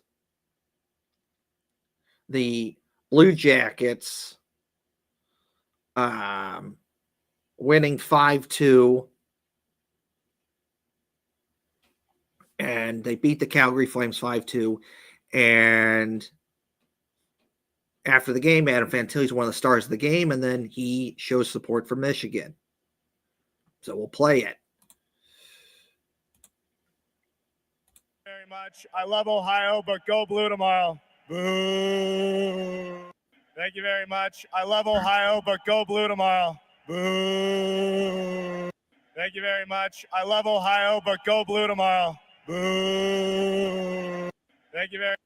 So, if you didn't hear it, he basically says, thank you very much. I love Ohio. Go blue tomorrow. And Jody Shelley in a joking in a joking way kind of boos him. In a joking way. He boos him. So that's that. So we'll play, there's that.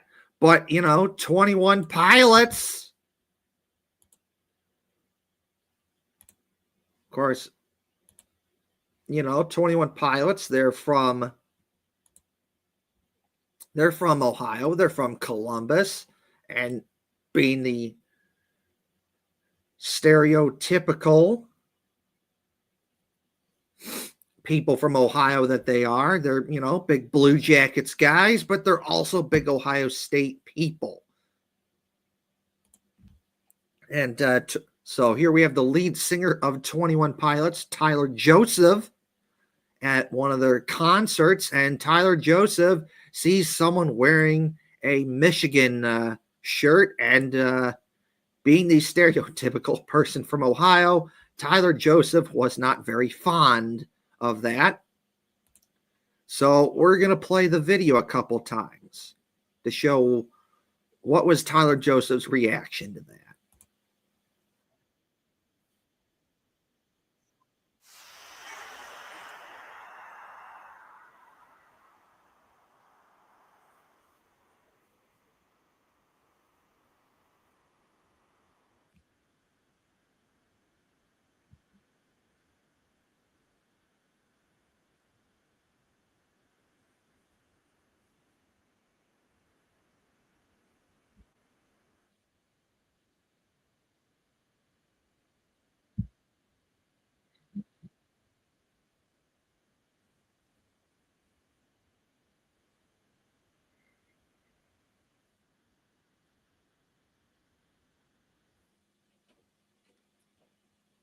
So we'll let this video play back here. I'll pause it and I'll read the captions for it too.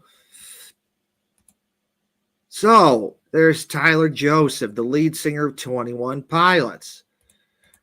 He sees the person wearing a Michigan shirt and he says OH, because that's one of the things you do when you're an Ohio State fan. You say OH, someone says IO, something that I've done many times, like many Ohio State fans.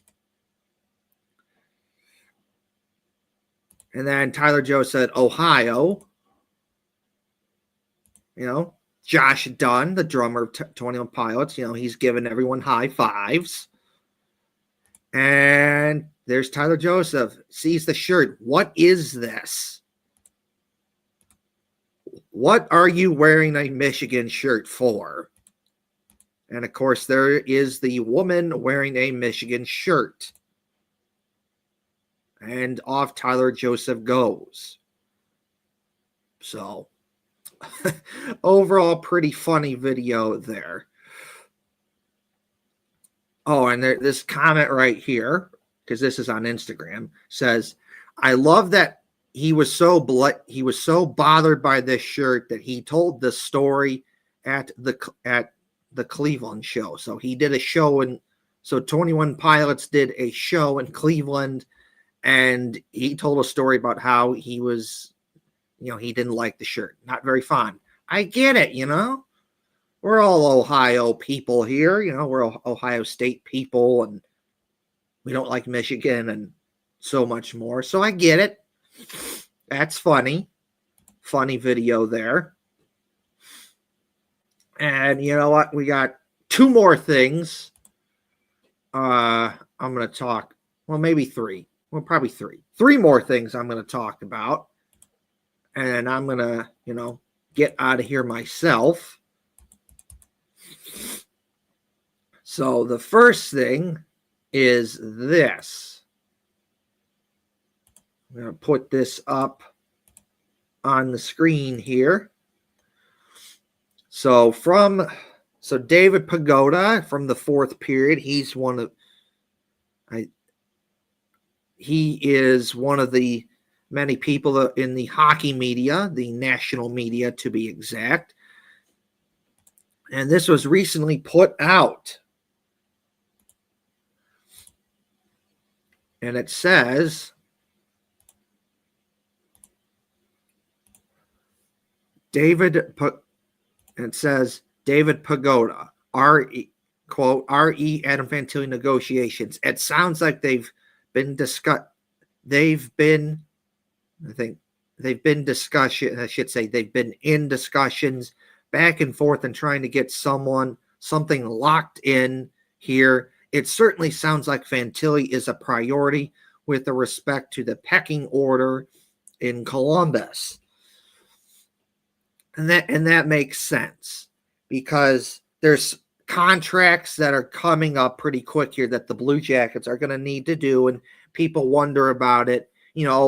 What are they going to do about this guy, and what are they going to do about that guy, and so much more. But this is the one that should be the most important right now, is Adam Fantilli, is that he can get a contract extension starting next season. No, I'm sorry, starting next off season. Now, what kind of contract that will be, that is to be determined. Is it going to be more of a short-term deal like a bridge where, let's say, it's like 2 years, 3 years, and maybe it's more money, maybe it's less?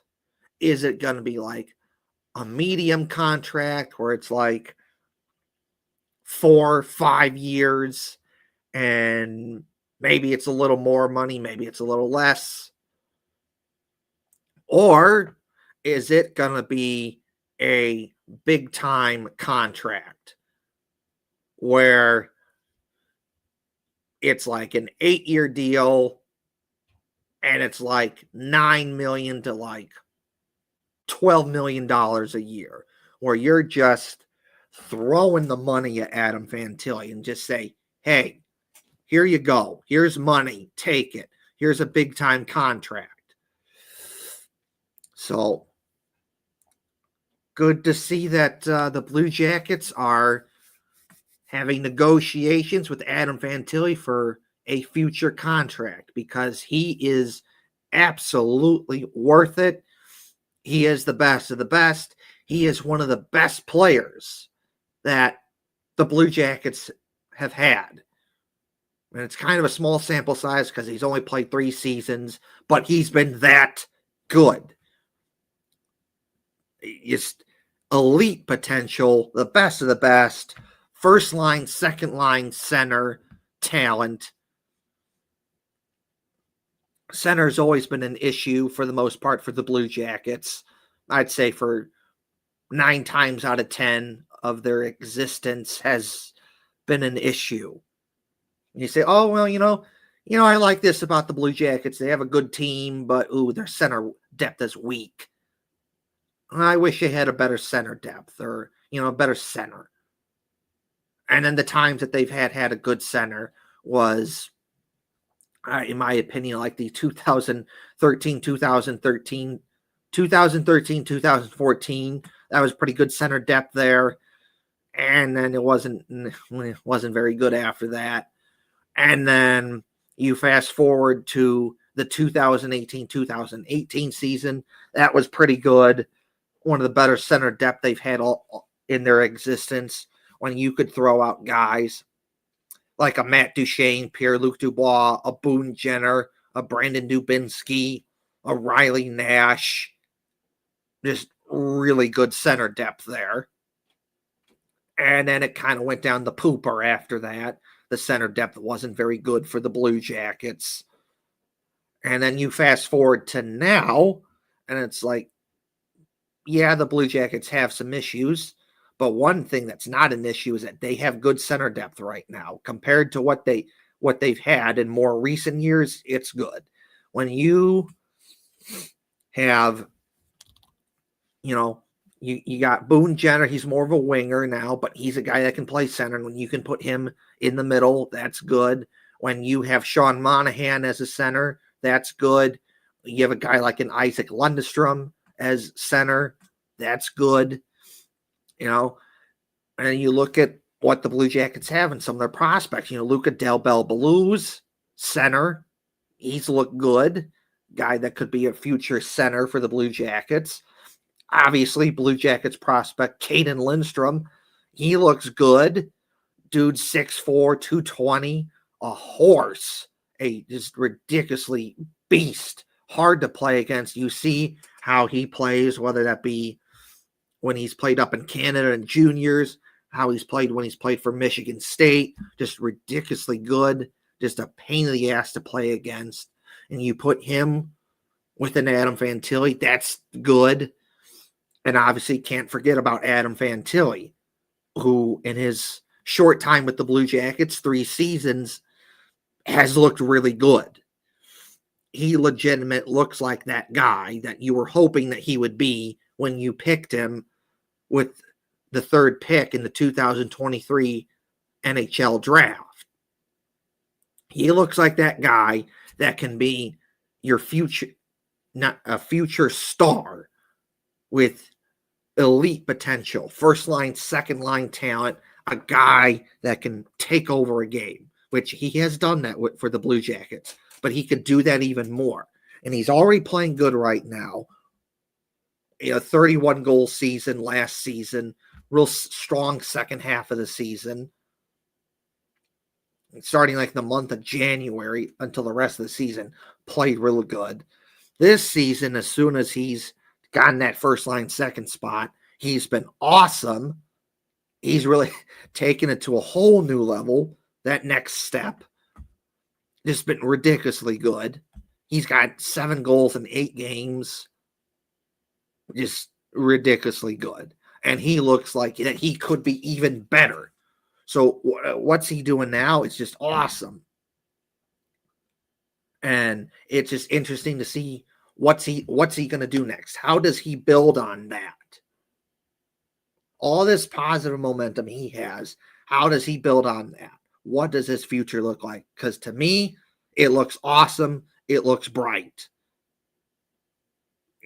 Future star potential for the Blue Jackets. He's that guy. The Blue Jackets may have found their Joe Burrow type of a player. Everyone has that guy that's just stud, star player, elite potential. And it looks like that the Blue Jackets have that guy with Adam Fantilli. You could even make that argument for Kirill Marchenko. Zach Werenski, he's already that. But if you're talking about guys that could be that, not just now in the future, guys that really stand out, it's Kirill Marchenko and Adam Fantilli. So to close this little segment of the show out, it's going to be interesting to see how this goes and what kind of contract that Adam Fantilli is going to get with the Blue Jackets. Because do you do what you did with Kirill Marchenko and Kent Johnson, where you kind of give them short-term bridge deals with a little less money? And in the case of Kirill Marchenko, it's really worked out well. He's going to get a crap ton of money, at least $10 million next time he's up for a contract. Kent Johnson's been pretty good too. That's been a good contract. Or do you give him that medium contract where it's like 4 or 5 years, a little more money? Or you just say, screw it, we're going big time contract, 7, 8 years, and we're throwing the money at you. 9, 10, 11, $12 million, something in there. If I had to take a guess, that's probably what Adam Fantilli's getting.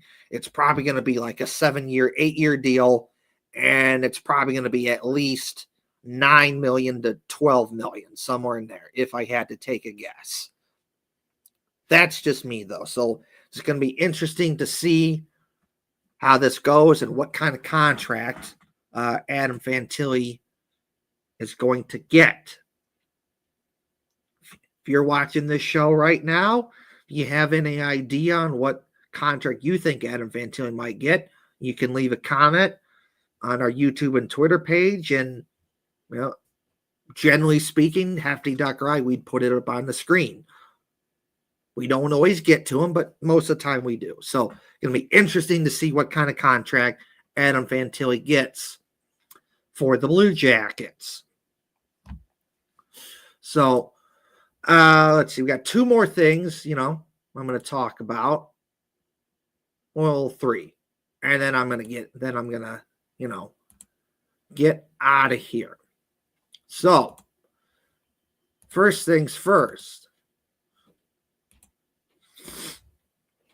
We're going to put this up on the screen just like I did earlier.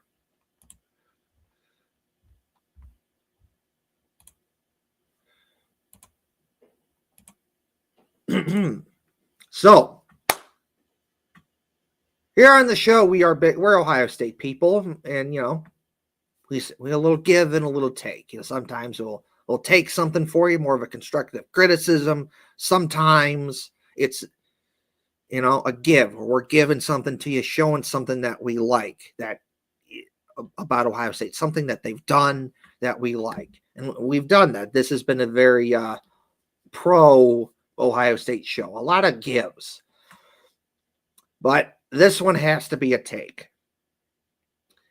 I am embarrassed for Ohio State because they just played Michigan in hockey this past weekend, and they got smoked.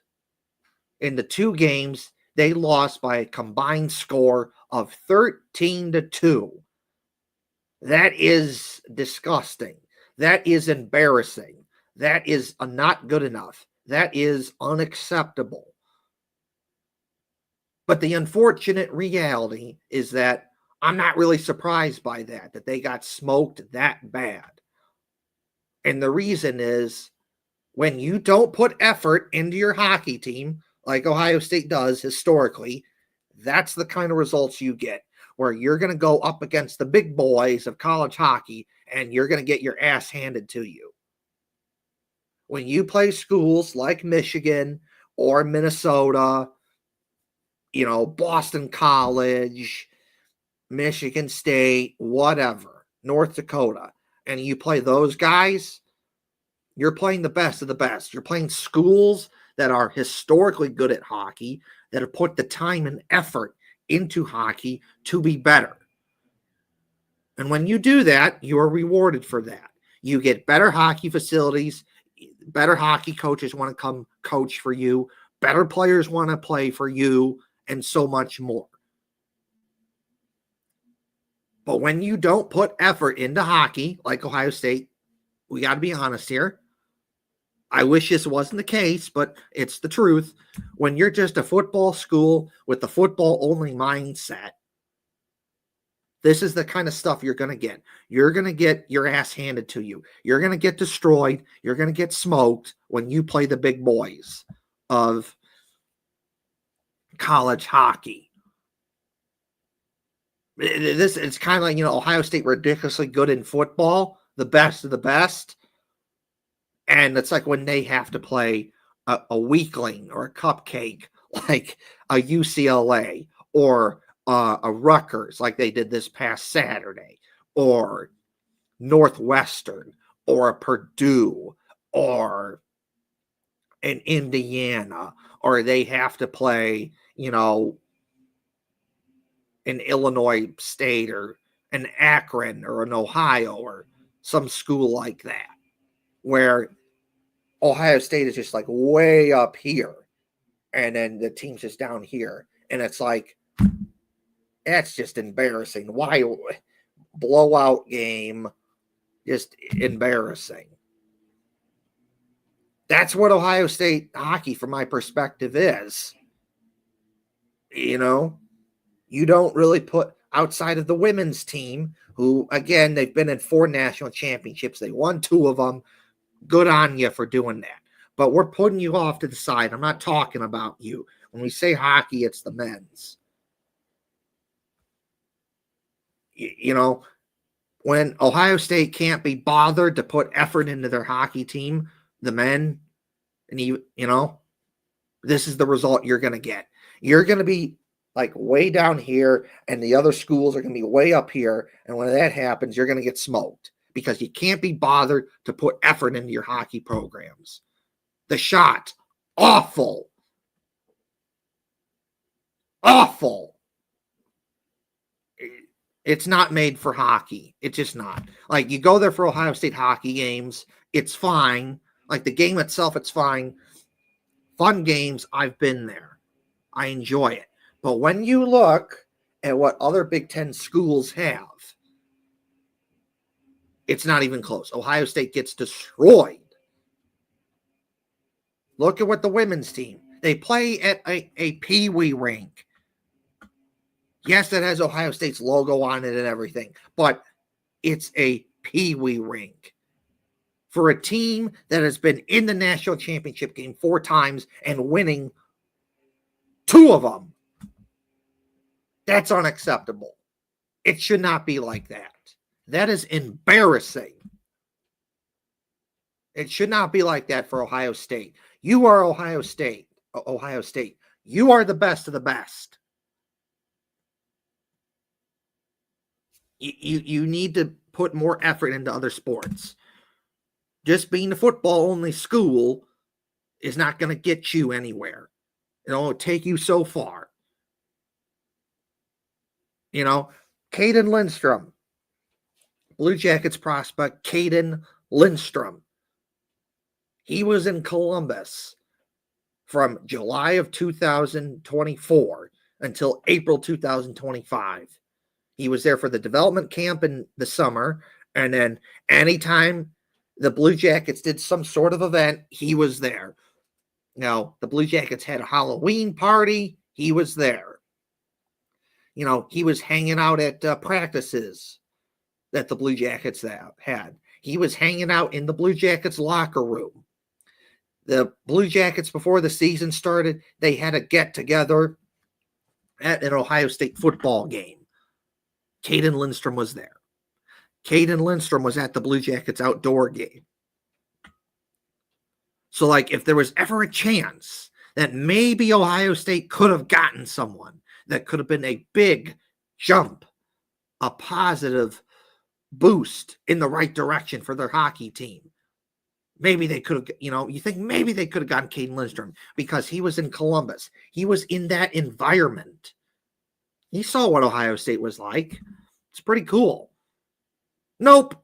He didn't even consider it because it came down to two schools, Michigan and Ohio State. I'm sorry. It came down to two schools, Michigan and Michigan State. Why? Because he said he liked the facilities. He liked the programs. He liked the coaches. And he liked how, Michigan and Michigan State treated their hockey teams like an NHL team. So that's not right now. You don't really see that from Ohio State, from my perspective. You just don't. The one guy that maybe you could have gotten that was right there in your backyard and you couldn't get it done because he sees what it is. You look at it and you say, oh, nope, your facilities suck. Let's see here. You're not kind of average at best at hockey. Oh, and there's no big names coming out of Ohio State hockey. You don't see a Dylan Larkin. You don't see a Jack Eichel, a Jonathan Toews. You don't see a Kyle Connor, a Johnny Gaudreau, or a Cam Atkinson, or a Kent Johnson, a Adam Fantilli, a Zach Werenski coming out of Ohio State. But you can find other schools all over America that produce that type of talent. So Caden Lindstrom probably looked at that and the facilities and a whole bunch of other stuff and said, yep, thanks, but no thanks. Because that is the unfortunate reality. You're a top guy at hockey. You're really good. You could have all the schools that you want. They're coming to you. Play for us, play for us, play for us. And you're not going to Ohio State. That's not your first choice. You're going to go to Michigan. You're going to go to Minnesota. You're going to go to, Boston College, North Dakota, Michigan State.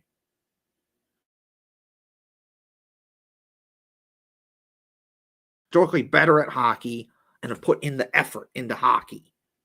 You're rewarded for it. So I'm not exactly surprised that Ohio State got smoked by a combined score of 13-2 in 2 games of hockey. Because when you don't put in the effort, this is what happens. You get smoked. You get smoked by the big boys. You can do it for football. You can do it for other sports. It's time, Ohio State. Put effort into other sports. More specifically, it'd be cool if you put effort into hockey. Get better facilities. Because you do that, then your hockey programs are going to be better. Then you're going to get better players that are going to want to come. And when you get better players, that's going to prove to other better players that, hey, this guy, he was really good in college and he's a star player in the NHL. He went to Ohio State. I'm going to go there because there's no reason there right now. There is. There's not. There's no Adam Fantilli. There's no Kent Johnson. There's no Zach Wierenski. You get no Johnny Gaudreau type of talents that come out of Ohio State when it comes to hockey. You just don't. But if you put effort into your hockey program, you can get those types of guys that come to your school. You get better facilities, which means you'll get better players, and you're certainly, that will help with the coaching. Even the current coach that you have, that will make his job easier. Or even if you get another coach, that's going to help as well. But all of that, it's not going to happen until you put more effort into your hockey program. Because until you do, you're going to be in the same spot, which is, if you're lucky, average at best. Or you're going to have games where, you get smoked by Michigan. And it's like, yeah, very disappointing. I wish it wasn't like that, but I get it.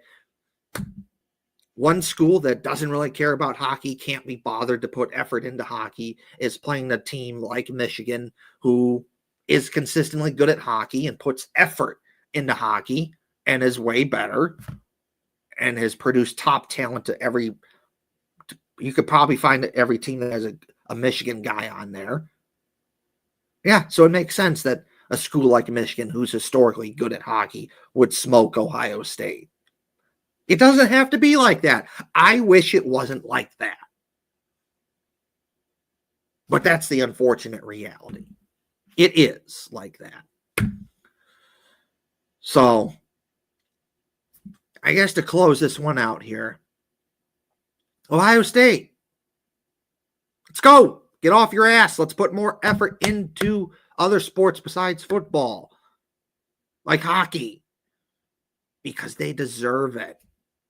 It's amazing that Ohio State has had some of the success that they've had over the years, like NCAA tournament appearances and trips to the Frozen Four, winning the Big Ten, and in case of the Ohio State women's team, winning national championships. It's amazing the success that they've had, given the fact that Ohio State doesn't really care about hockey and, looks at them like a second-class citizen.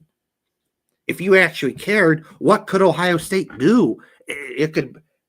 The expectations and what they could do, it could be amazing, beyond our imaginations, ridiculously good, but you got to get off your ass and put more effort into hockey. Better facilities, more effort, you're going to get better players and so much more. It's going to be beneficial, but you got to get off your ass and put hockey.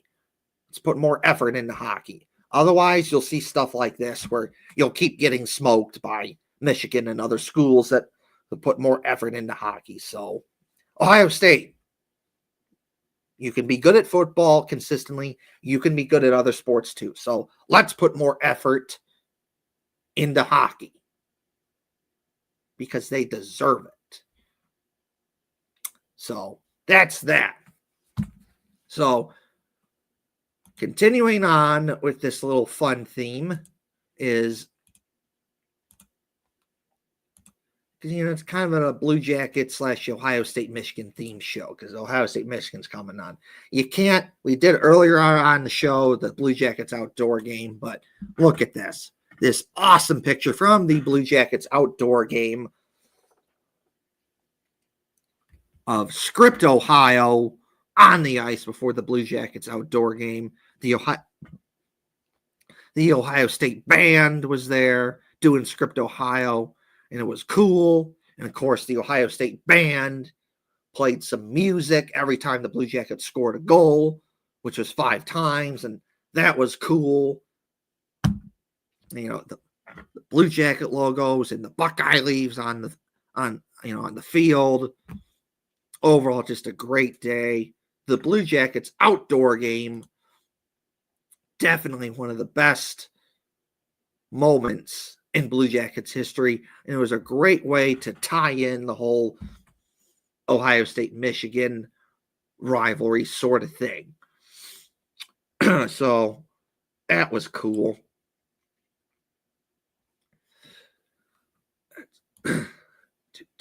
let's see. And, of course, the final score from the Blue Jackets outdoor game. Blue Jackets win 5-3. What a great game that was. And,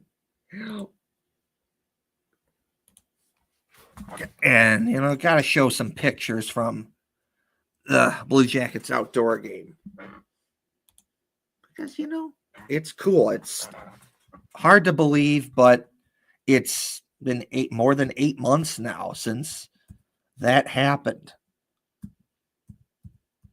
which is crazy to think it was that long ago, because it doesn't seem like that.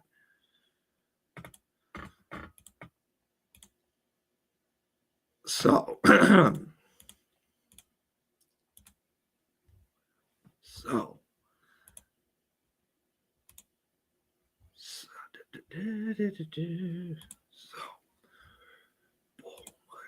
of course, here we have just some different pictures from my, from me from at the outdoor game. So this is from my seats after the game. The Blue Jackets won 5-3. Everyone's in the handshake, in a line, handshake, shaking each other's hands. The cannon goes off. That was cool. That's the final score. Oh, went to Ohio State hockey the day before they played Michigan. And look, there's me. There's me before the game in our seats. My brother took the picture.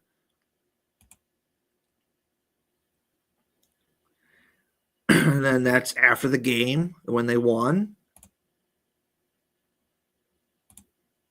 That's before puck drop. Dang it. Get your dang phone out of the way. Oh, there it is. Yeah. This woman wouldn't sit down. Like, dude, sit down. Are you kidding me? Sit down. Sit down. Like, come on now. Like, the game's about to start. Sit down. She stood there for like what seemed like forever. Sit down. So here we go. National anthem. So that was cool.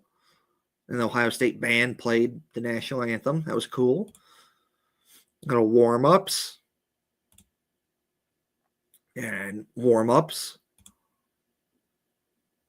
We got Zamboni cleaning off the ice. Oh, those are the hot dogs I had that day.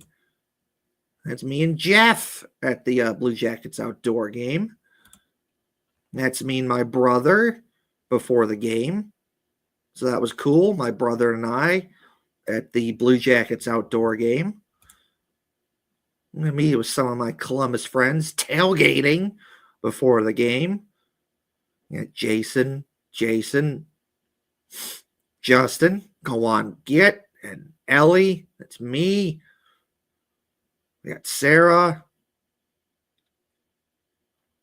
I know who that is. I don't know the name off the top of my head. I'm sorry if I'm forgetting the name.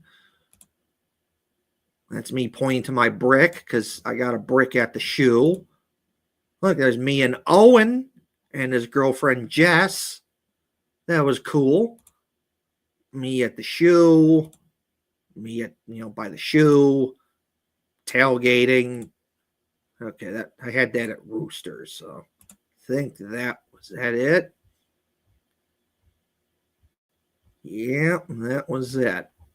Well, that's the jacket that the Blue Jackets coaches wore during the game. That was cool. Cool looking jacket. But so yeah. There's that. And yep.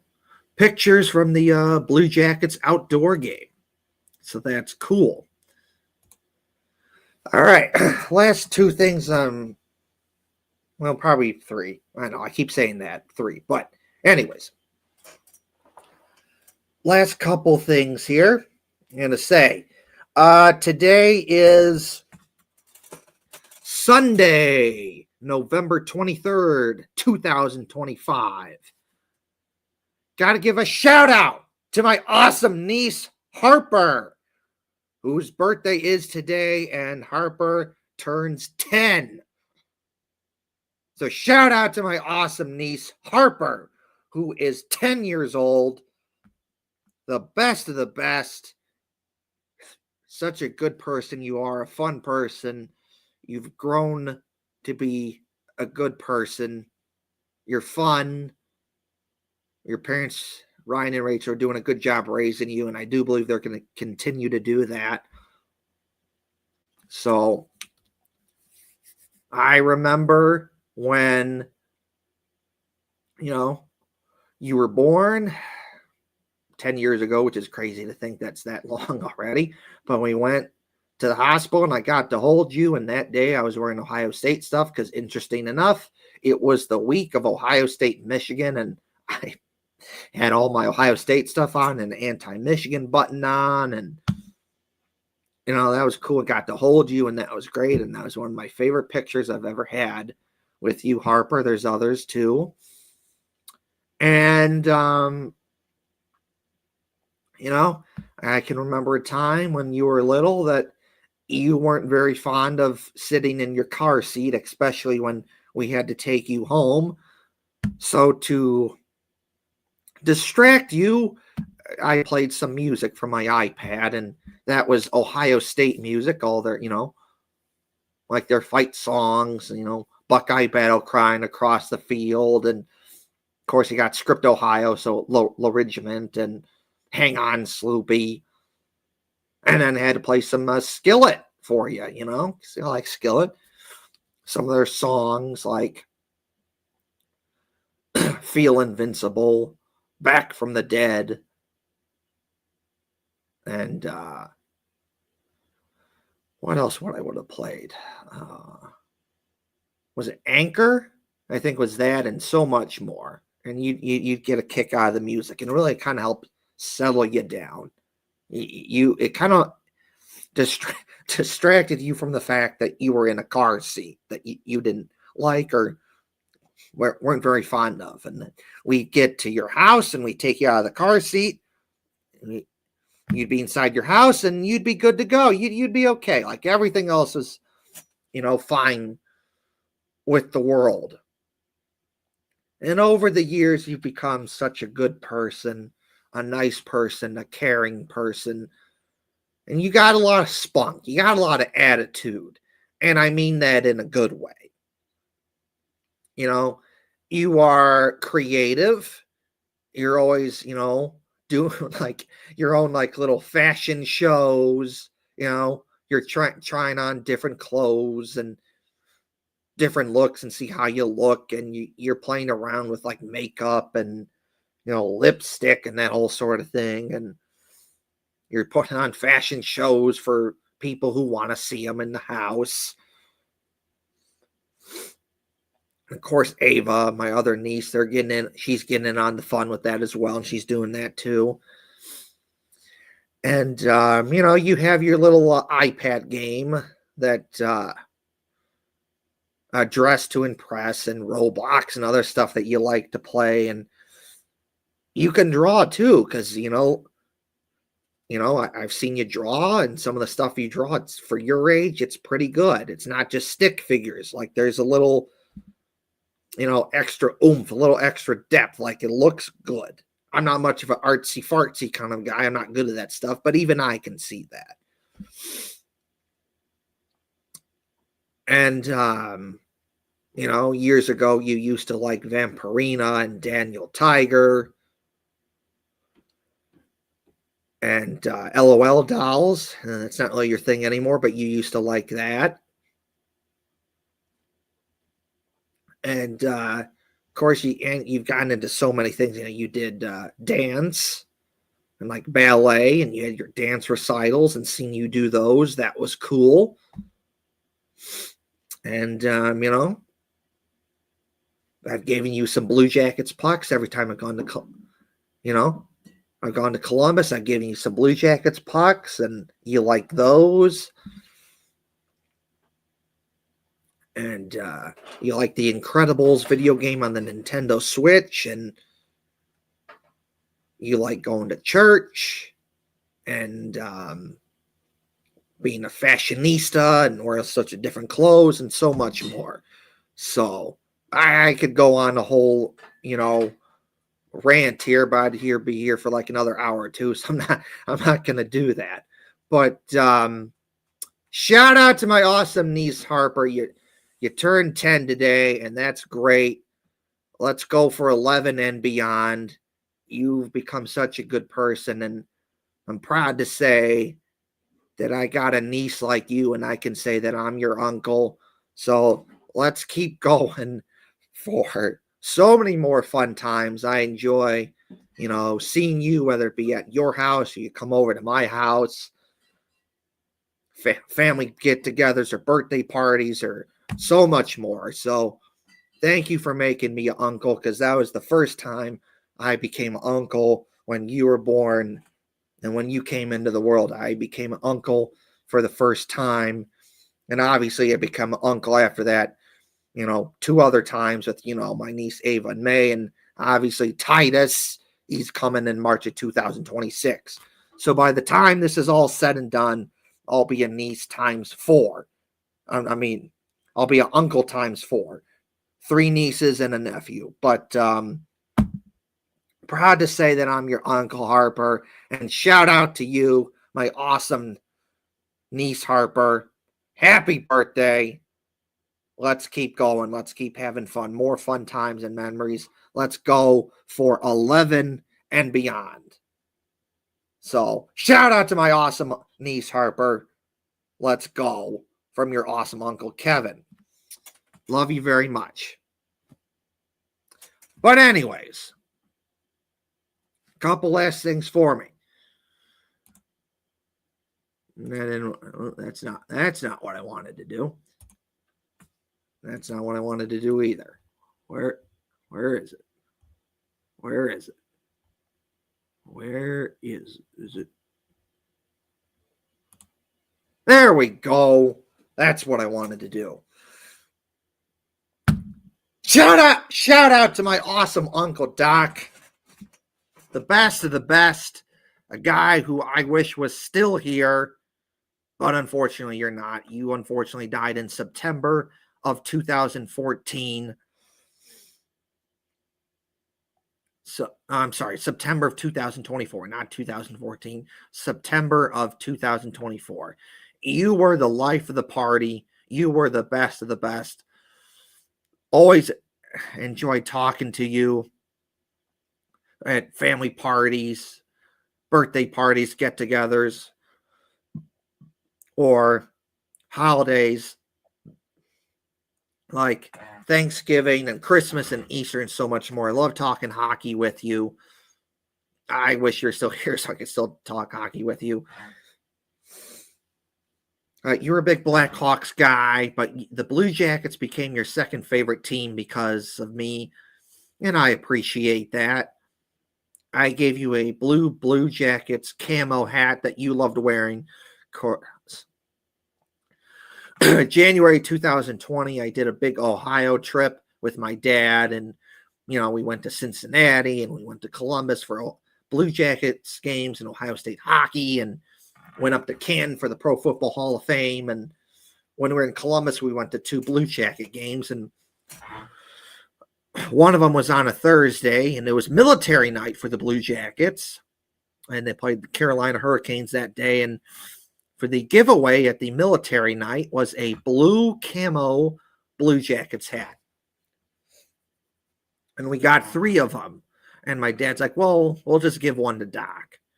And we gave one to Doc, and you loved that hat. You wore it a lot, especially at your cooking job that you had. You worked at Stocky's, which was a restaurant in Johnsburg, Illinois.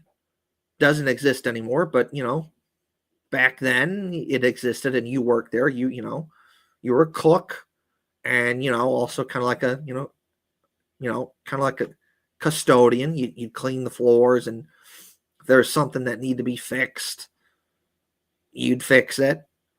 And you'd wear that blue camo Blue Jackets hat to your job. and you'd always tell me about how your fellow coworkers love that hat. Like, oh, what's that hat? It's cool. And you're like, oh, it's a Blue Jackets hat. Hockey.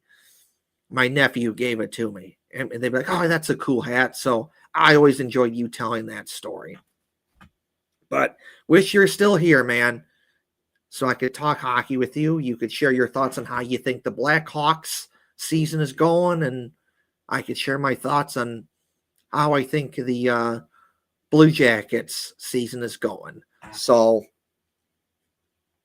shout out to my awesome Uncle Doc. I wish you're still here so I could talk hockey with you. So shout out to my awesome Uncle Doc. Thank you for everything.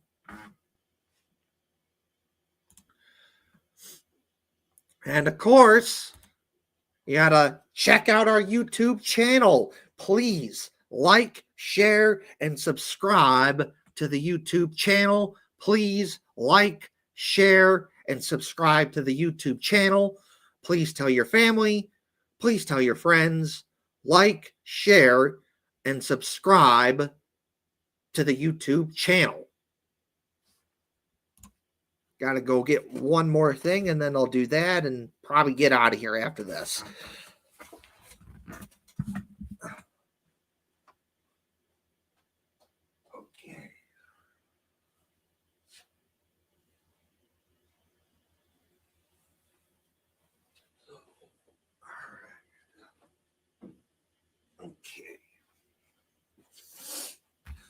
Okay. Okay. So check out Union Blue Soldiers. Check out Union Blue Soldiers. Check out Union Blue Soldiers. Check out Union Blue Soldiers. It's a fun Blue Jackets themed fan group that I do. Check us out on social media. Check out Union Blue Soldiers. We do fun stuff like marches. I'm going to put this up on the screen.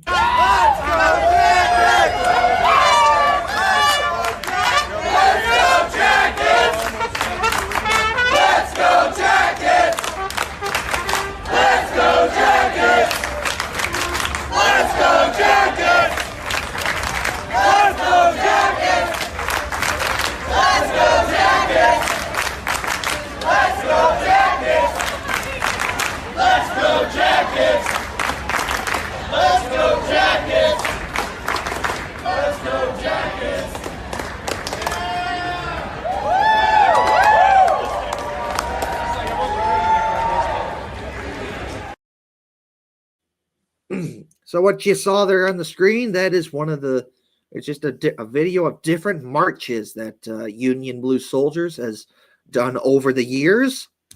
We do them for the Blue Jackets home opener. We've also done them for Blue Jacket playoff games and so much more. But 9 times out of 10, if it's a march that Union Blue Soldiers is doing, it is for the Blue Jackets home opener. So if you want to do a march, check out our march before the Blue Jackets home opener. Or if the Blue Jackets make the playoffs, Union Blue Soldiers will be doing a march before a Blue Jackets playoff game. They're a lot of fun. You know, we get a good group of people, usually about 50 to 100 people that show up. It's a great way to bring Blue Jackets fans together. Stinger has shown up, and other people from the Blue Jackets organization have shown up. It's been on TV from Clay Hall, ABC 6 News, to Whitney Harding, NBC4, to Adam King, 10 TV. So you never know what's going to happen. You may be on TV. You may see someone from the Blue Jackets organization. That's the fun. That's the beauty of the marches that Union Blue Soldiers does. It's a great way to bring Blue Jackets fans together to cheer on the Blue Jackets. That is what the marches that Union Blue Soldiers is about. So check out Union Blue Soldiers. Check out, Union Blue Soldiers.